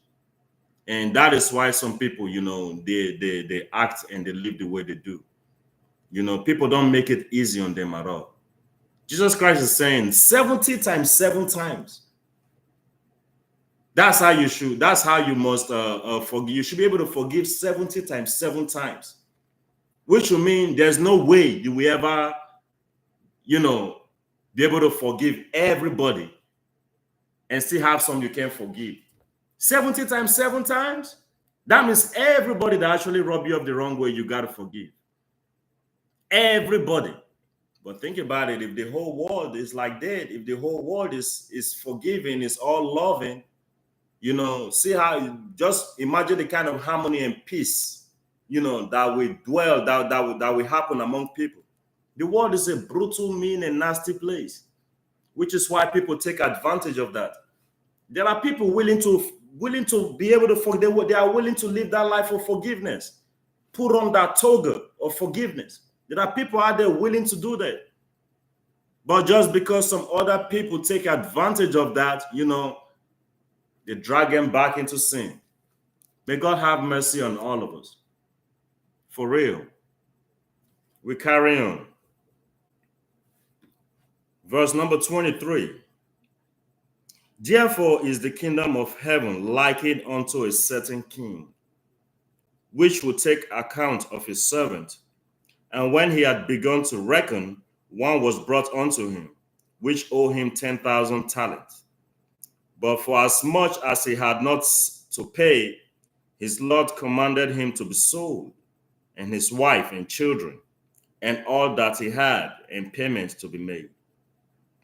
The servant therefore fell down and worshipped him, saying, Lord, have patience with me, and I will pay thee. Then the Lord of the servant was moved with compassion, and loosed him, and forgave him his debt. But this same servant went out, and found one of his fellow servants, which owed him 100 pence. And he laid his hands on him, and took him by the throat, saying, Pay me that thou owest.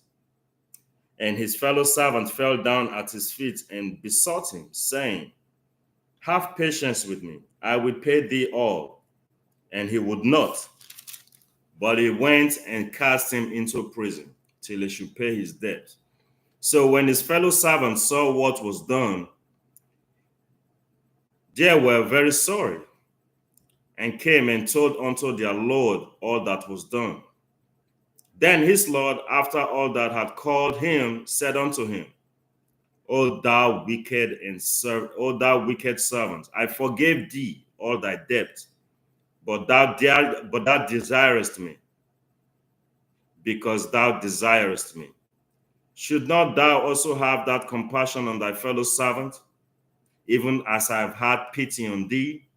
And his Lord was wroth, and delivered him to the tormentors, till he should pay all that was due unto him. So likewise shall my heavenly Father do also unto you, if ye from your hearts forgive not one another or his brother of their trespasses. So Jesus Christ right here is focusing on that spirit of forgiveness. Please, guys, we have to be able to let go. Life is too short. We have to be able to let go. How are you doing, yourself, Brown? We have to be able to let go. Life is too short.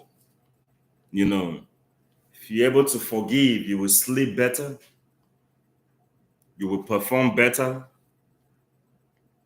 You will be able to move forward with your life. Nobody said to be easy. People have gone through things in life that is really, if you hear their story, your ear will cringe. You will cringe if you hear their story. People have rubbed you up the wrong way to the point where you can't even forgive. What people don't realize, forgiveness, that unforgivable spirit, not being able to forgive, it hinders prayers. It hinders prayers. Excuse me, guys. I don't know who this thing is trying to drag again. Ashik. Assalamu alaikum. Assalam alaikum. You from Pakistan?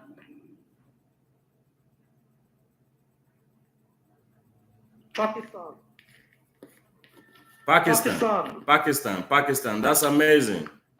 You speak English? No English. No English. Urdu. Thora. What you speak? Urdu? Urdu. You must be the seventh Pakistan guy that called me today. Okay, sorry, I think there's gonna be a communication problem. Okay, I have to let you go, my friend. Okay, I'm in the middle of something right now. Please don't take it too hard, okay? I have to let you go right now, all right? Okay. Okay, my friend. Assalamu alaikum, okay? May the peace of the Messiah be with you. Walaikum. Thank you.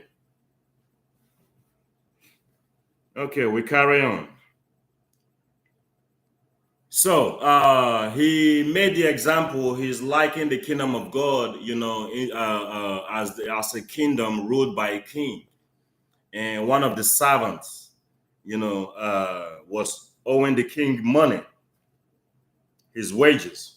So the king called the servant and told him to pay, and took his kids, took his wife, his property, and locked him up until he paid that amount. But the servant fell on his feet and pleaded to be forgiven, to be given more time to, you know, to pay the bill, pay his wages. But the king was moved with compassion and let the servant go. But this same servant, seeing his other fellow servants who owed him only 10 pence, he got up to him, walked up to him, and grabbed him by the throat. Pay me my money. Just forgetting the fact that, disregarding the fact that he just got pardoned by his own master, what he was owing his master. And now he can't even forgive his own fellow servant, his own fellow brother. You know, the 10 pence is owing. You must pay me that money. You know, and when wind blew and got to the ears of the Lord, the Lord called him, the king called him, hey, how come I forgave you, but you are not able to show that same compassion towards your fellow brother? You know, so now you have to pay me what you owe me. Jesus Christ likened the kingdom of heaven like that. You have to be able to wear that toga of forgiveness. Forgiveness hinders prayers, like I said earlier. If you don't have that forgiving spirit, you're not able to forgive, you're not able to let go, that hinders prayers. It's bad for you. It's not healthy for you. You know, it makes you start thinking about sinning. Now you're thinking in your mind what could have been or what may have been if you acted differently. Or the next time you see what you could do to that person. You know, so we have to be able to wear that toga of forgiveness. Please, we have to be able to wear that toga of forgiveness. But we carry on. Now we're on chapter number 19. Still in the book of Matthew, looking at the lenses through Matthew's eyes. Matthew chapter 19. And it came to pass that when Jesus had finished saying these things, he departed from Galilee and came into the coast of Judea, beyond Jordan. And great multitudes followed him, and he healed them there.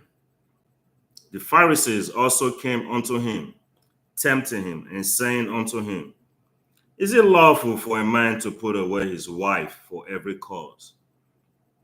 And he answered and said unto them, have ye not read that he which made them at the beginning made them male and female? And he said, for this cause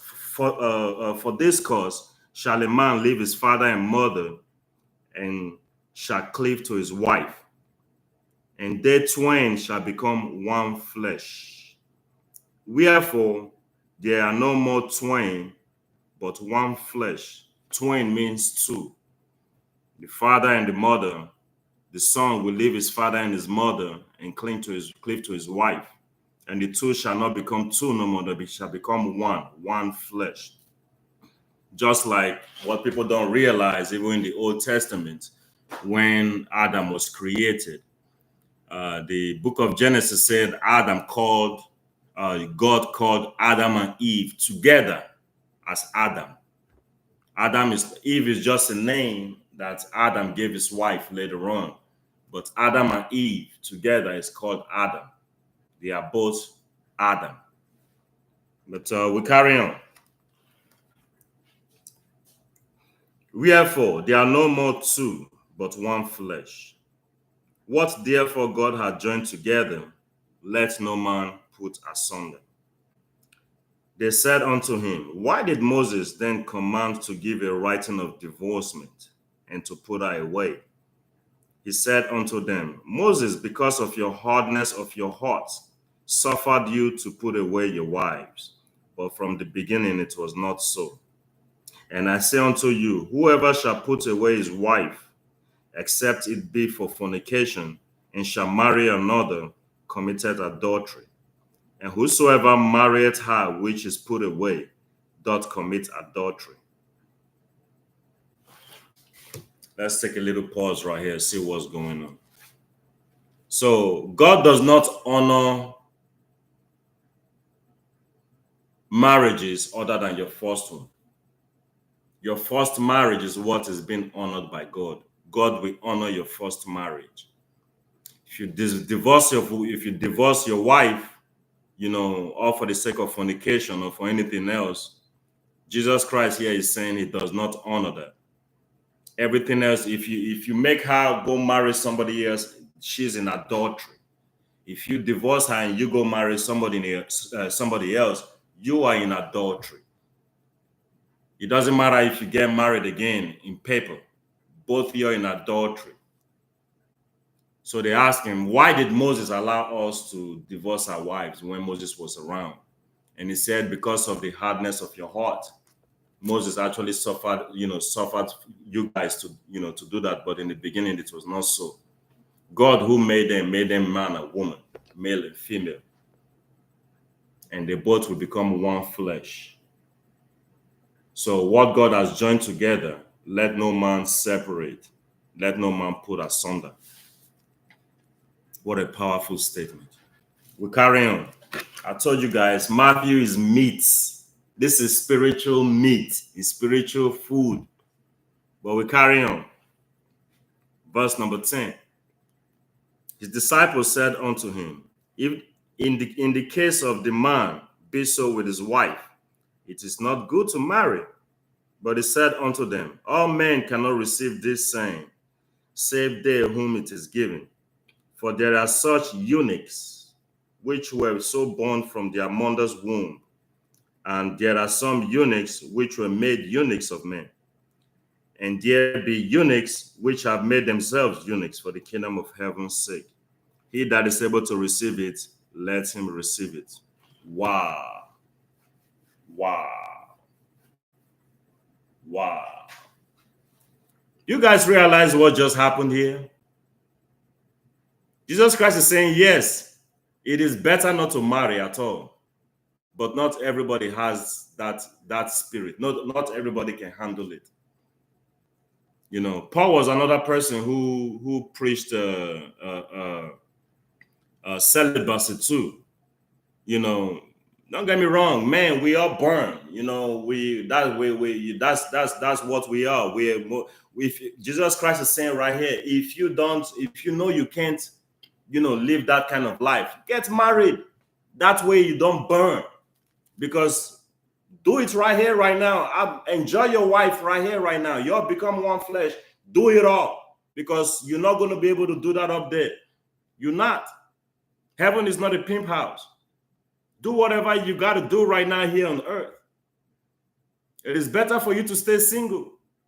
Keep your body pure. Keep the temple of the Lord pure. But not everybody has that kind of, that not everybody is capable. Not everybody is capable of living that kind of lifestyle. So it's better to get married so we don't burn. Can you believe that? Then it talks about eunuchs.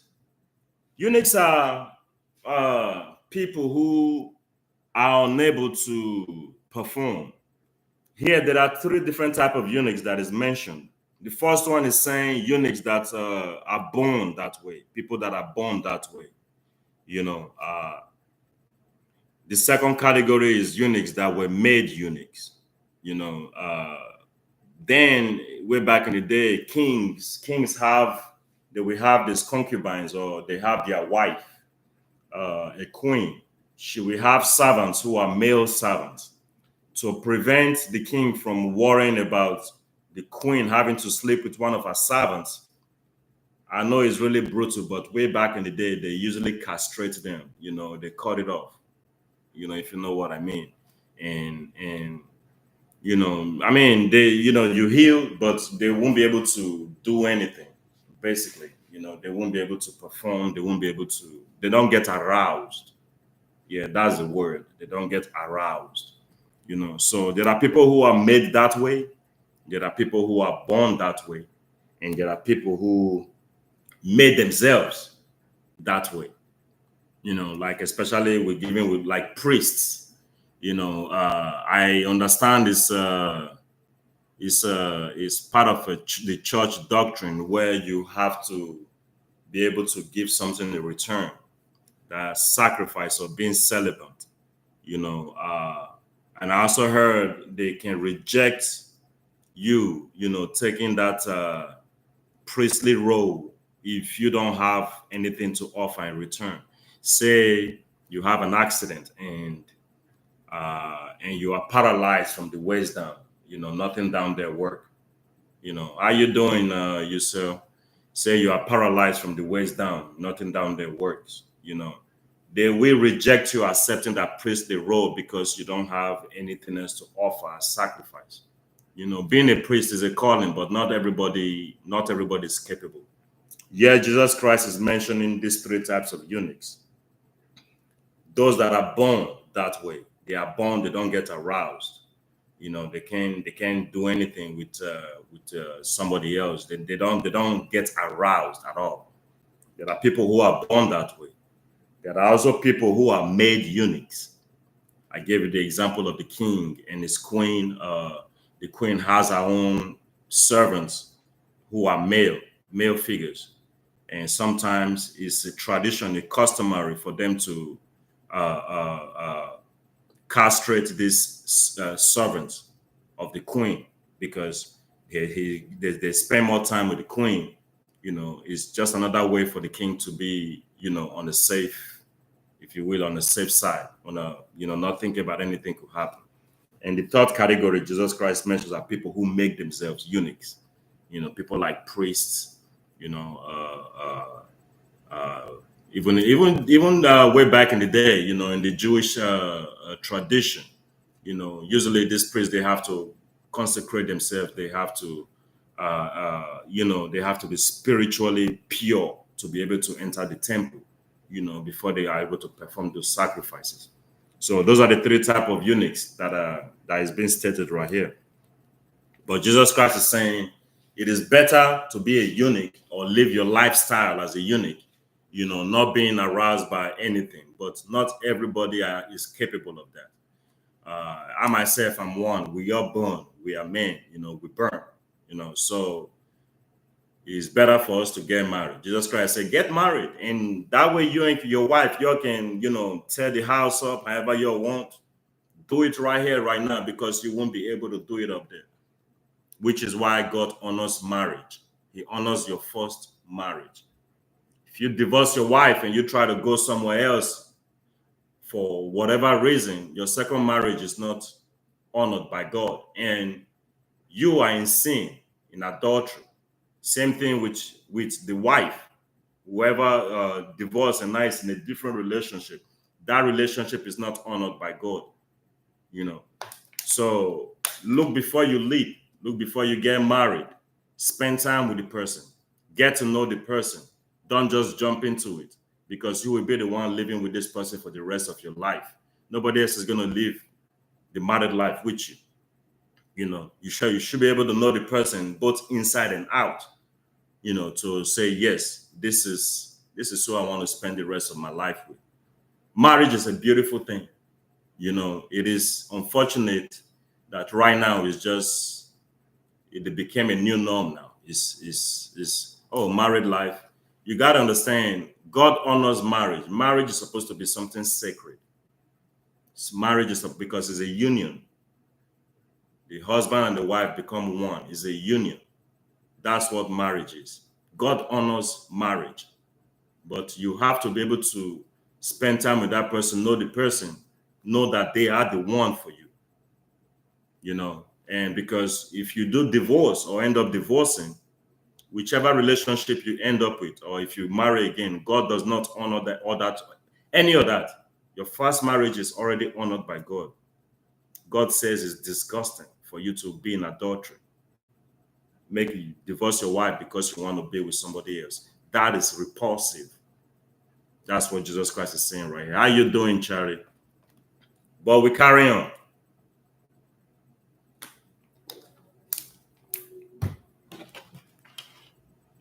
Verse number 13. This is chapter number 19, the book of Matthew.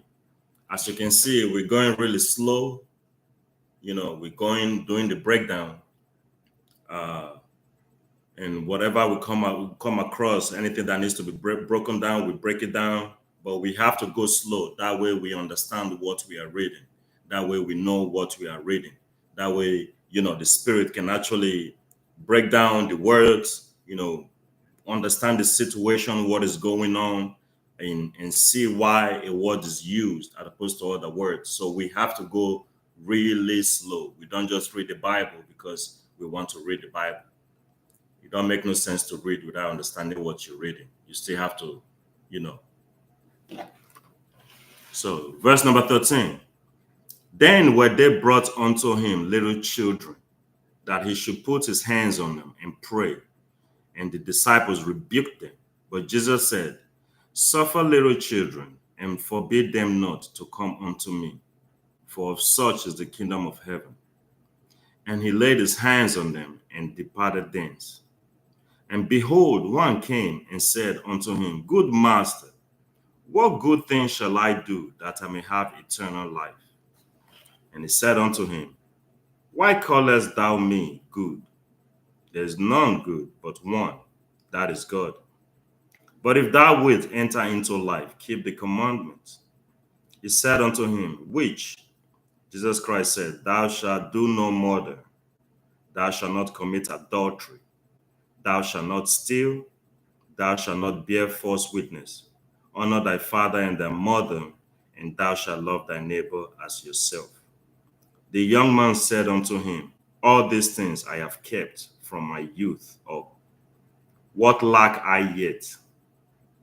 Jesus said unto him, If thou wilt be perfect, go and sell thou hast. Go and sell that thou hast, and give it to the poor, and thou shalt have treasures in heaven, and come and follow me. But when the young man heard that saying, he went away sorrowful, for he had great possession.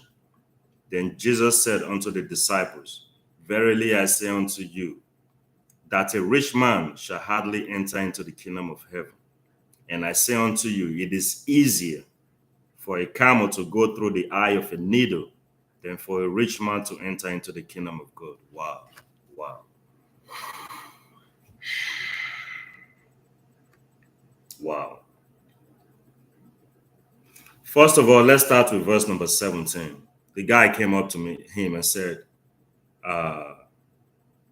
verse number 16. The guy came up to Jesus and said, Good master. Jesus Christ said, Why callest me thou good? It's not excluding himself from being good. He preached good all the time. He preached peace all the time and love all the time. He just want to try to get his perspective. Why do you call me good? There is none good but one, God. And they say, okay, well, what is the greatest commandments? How am I going to make it to heaven? And Jesus Christ broke it down for him. Honor your father, do not kill, do not steal, do not murder, do not commit adultery, do not bear false witness, do not lie.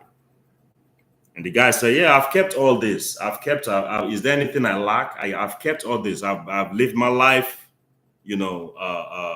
according to the law, especially the law of the Torah. I've lived my life according to God's law. Is there anything I lack? And Jesus Christ told him, yes, go and sell all your belongings. Donate it to just give it away to the poor. Come follow me. Come carry your cross and follow me.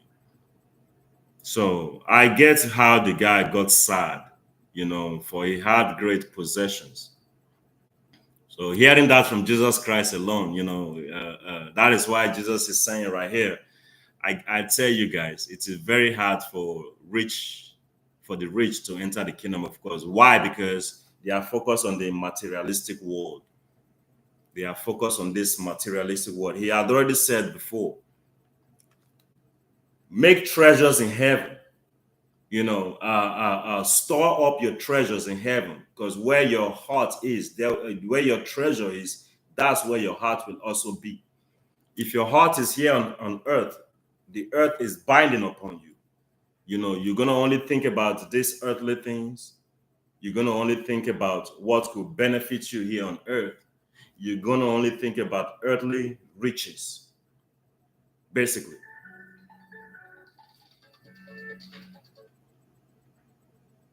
You're only going to think about earthly riches, basically. So store up treasures in heaven, because where the treasure is, that's where your heart will be. Don't be materialistic, because heaven and earth will pass away.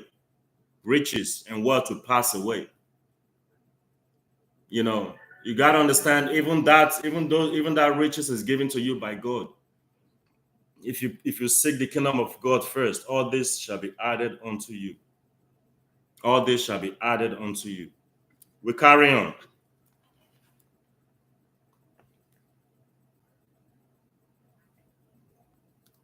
Verse number 25.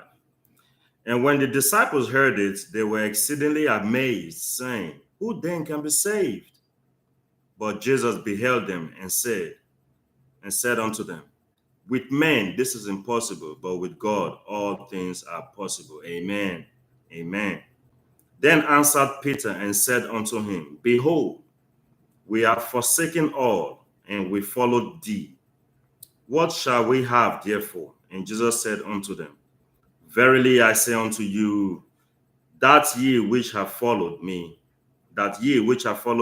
in this regeneration, when the Son of Man shall sit on the throne of his glory, ye also shall sit upon 12 thrones, judging the 12 tribes of Israel. And everyone that had forsaken houses, or brethren, or sisters, or father, or mother, or wife, or children, or lands, for my name's sake, shall receive 100-fold, and shall inherit everlasting life. But many that are first shall be last, and the last shall be first. Amen. Amen. We carry on. Chapter number 20. I told you guys, Matthew is meat. This is just the very first book, Matthew's account in the New Testament. So far, we're able to talk about how Jesus Christ taught, what he taught, how he lived his life, these disciples that he has around him, the promises he made. These are people, they were the first Christians were Jews. His disciples were all Jews. They left everything, brother, sister, properties, land, father, mother, your family. They left it all and followed Christ. So we should be like-minded. We should be Christ-like. We should live our life according to, we should be able to do that. That way, blessings will come upon us. And this is a promise by Jesus Christ himself. We carry on. We're on chapter 20 right now. For the kingdom of heaven is like unto a man that is an householder, which went out early in the morning to hire laborers into his vineyard. And when he had agreed with the laborers for a penny a day, he sent them into his vineyard. And he went out the third hour and saw others standing idle in the marketplace, and said unto them, go ye also into the vineyard, and whatsoever is right I will give you. And they went their way. Again he went out about the 6th and the 9th hour, and did likewise. And about the 11th hour he went out and found others standing idle, and said unto them, why stand ye here all day idle? They said unto him, because no man hath hired us. He said unto them, go ye also into the vineyard, and whatsoever is right, that shall ye receive. So when even was come, The Lord of the vineyard said unto his steward, Call the laborers and give them their hire, beginning from the last unto the first. And when they came, they were hired. And when they came that were hired about the 11th hour, they received every man a penny. But when the first man came, they supposed that they should have received more, and they likewise received every man a penny. And when they had received it, they murmured against the good man of the house, saying, This last have wrought but 1 hour, and thou hast made them equal unto us, which have borne the burden of heat of the day. But he answered one of them and said, Friend, I do thee no wrong. Didst not thou agree with me for a penny? Take what is thine and go thy way. I will give unto this last, even unto thee. It is not lawful for me to do what I will with my own. Is that I evil because I am good? So the last shall be first, and the first last. For so many are called, but few chosen. Okay. Verse number 1 of this 20th chapter, verse number 1 to verse number 16. Right here, Jesus Christ gave a parable of the kingdom of heaven likened unto a good man who has a vineyard. Now, he walked out there and hired some people and have them start working in this vineyard. But the promise was, I'm going to give you guys a penny a day. The third hour, after the third hour, so these guys are already working 3 hours now from when they started working. After the third hour, he went out, the owner of the vineyard, and saw other people standing and said, Why are you guys standing here? They said they have not been hired. So he called some more people to come join and work in the vineyard and gave them the same promise. He made the same promise. I'm gonna pay you 1 penny a day. So likewise, 3 more hours go by on the 6th hour. Now he still has these people working in his vineyard. 3 more hours go by. He went out there and saw other people. He invited them, come work in my vineyard. I'm going to give you 1 penny a day. Now, mind you, this is the 9th hour now. He's doing the same thing. Even the 11th hour, he's doing the same thing. The 9th hour, he's doing the same thing. Now, you have people already working in the vineyard under the sun for 6 hours straight already. But now he's just calling these other guys to come join and help in the vineyard and still made the same promise. I'm going to pay you a penny a day, So during the 11th hour, when the owner of the vineyard decided to call when he wanted to pay them, right? He called all of them up and said, okay, well, time for me to pay you all your wages. He paid each and every one of them 1 penny like he promised, which is a good thing. That's been good. That's a good man. He kept to his word. But the ones who was there already, they were complaining, saying, well, we've been under the sun, we've been under the heat, we've been here all day. Why do they have to make the same amount of money that we made? So he's saying, don't take that kindness for weakness, because that was the plan. I promised to pay you 1 penny a day.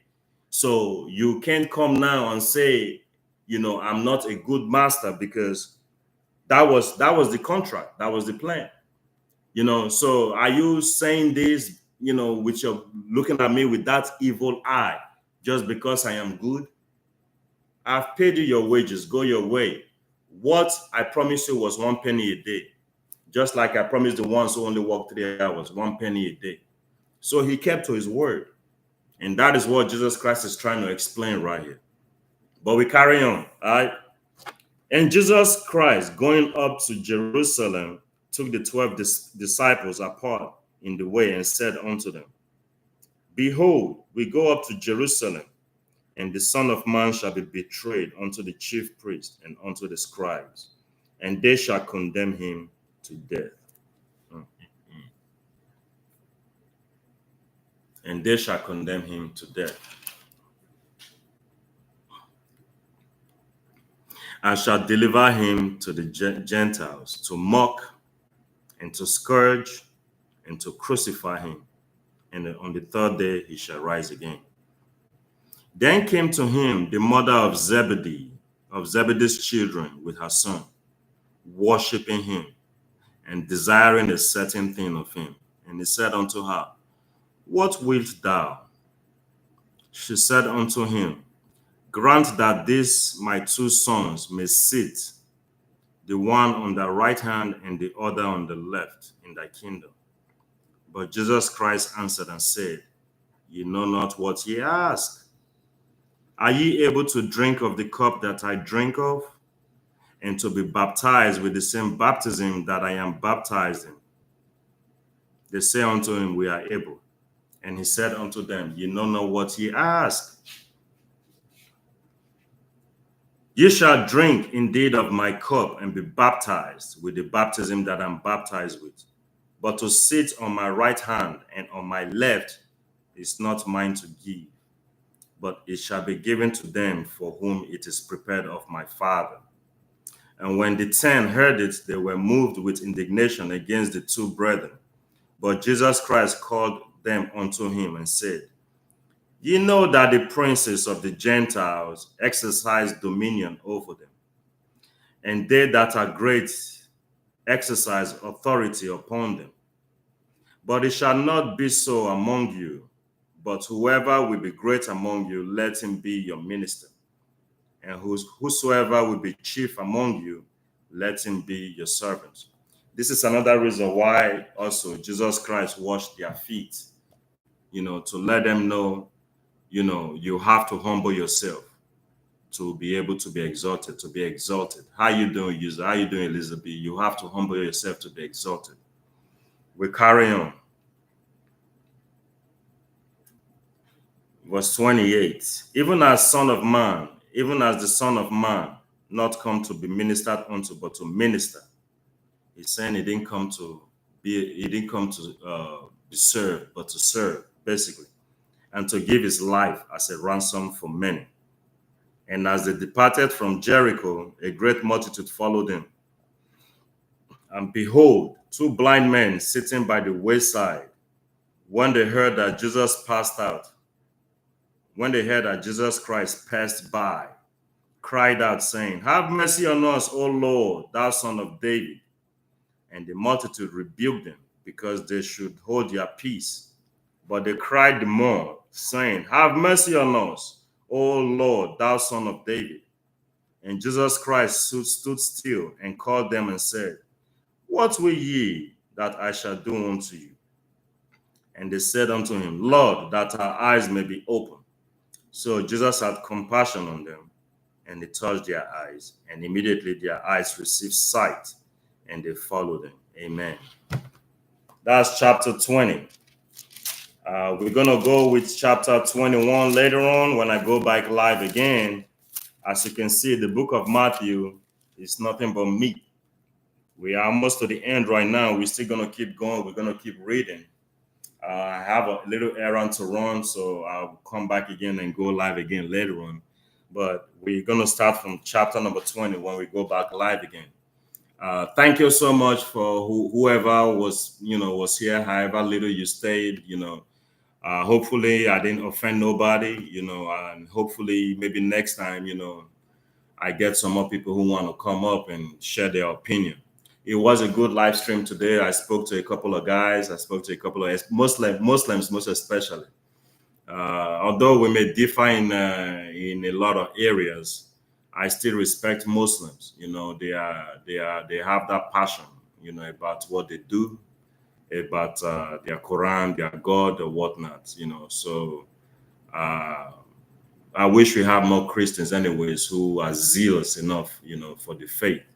And those of us who are passionate about the faith, passionate enough about the faith, we have to speak. How you doing, Mary? So yes, we are not pastors. Yes, we are not priests. Yes, we are not bishops. We are not deacons. We are not deacony. We are not the Pope. But we should be able to voice our opinion, and speak our mind. Try to defend the faith, if you know what I mean. So peace of Christ to all. I will go live again later on. maybe I'll be able to, put a better platform out there. But hopefully you guys enjoyed the live. I enjoyed you guys. I enjoyed it. Again, we're going to start out from the book of Matthew, chapter 21, when we come back in.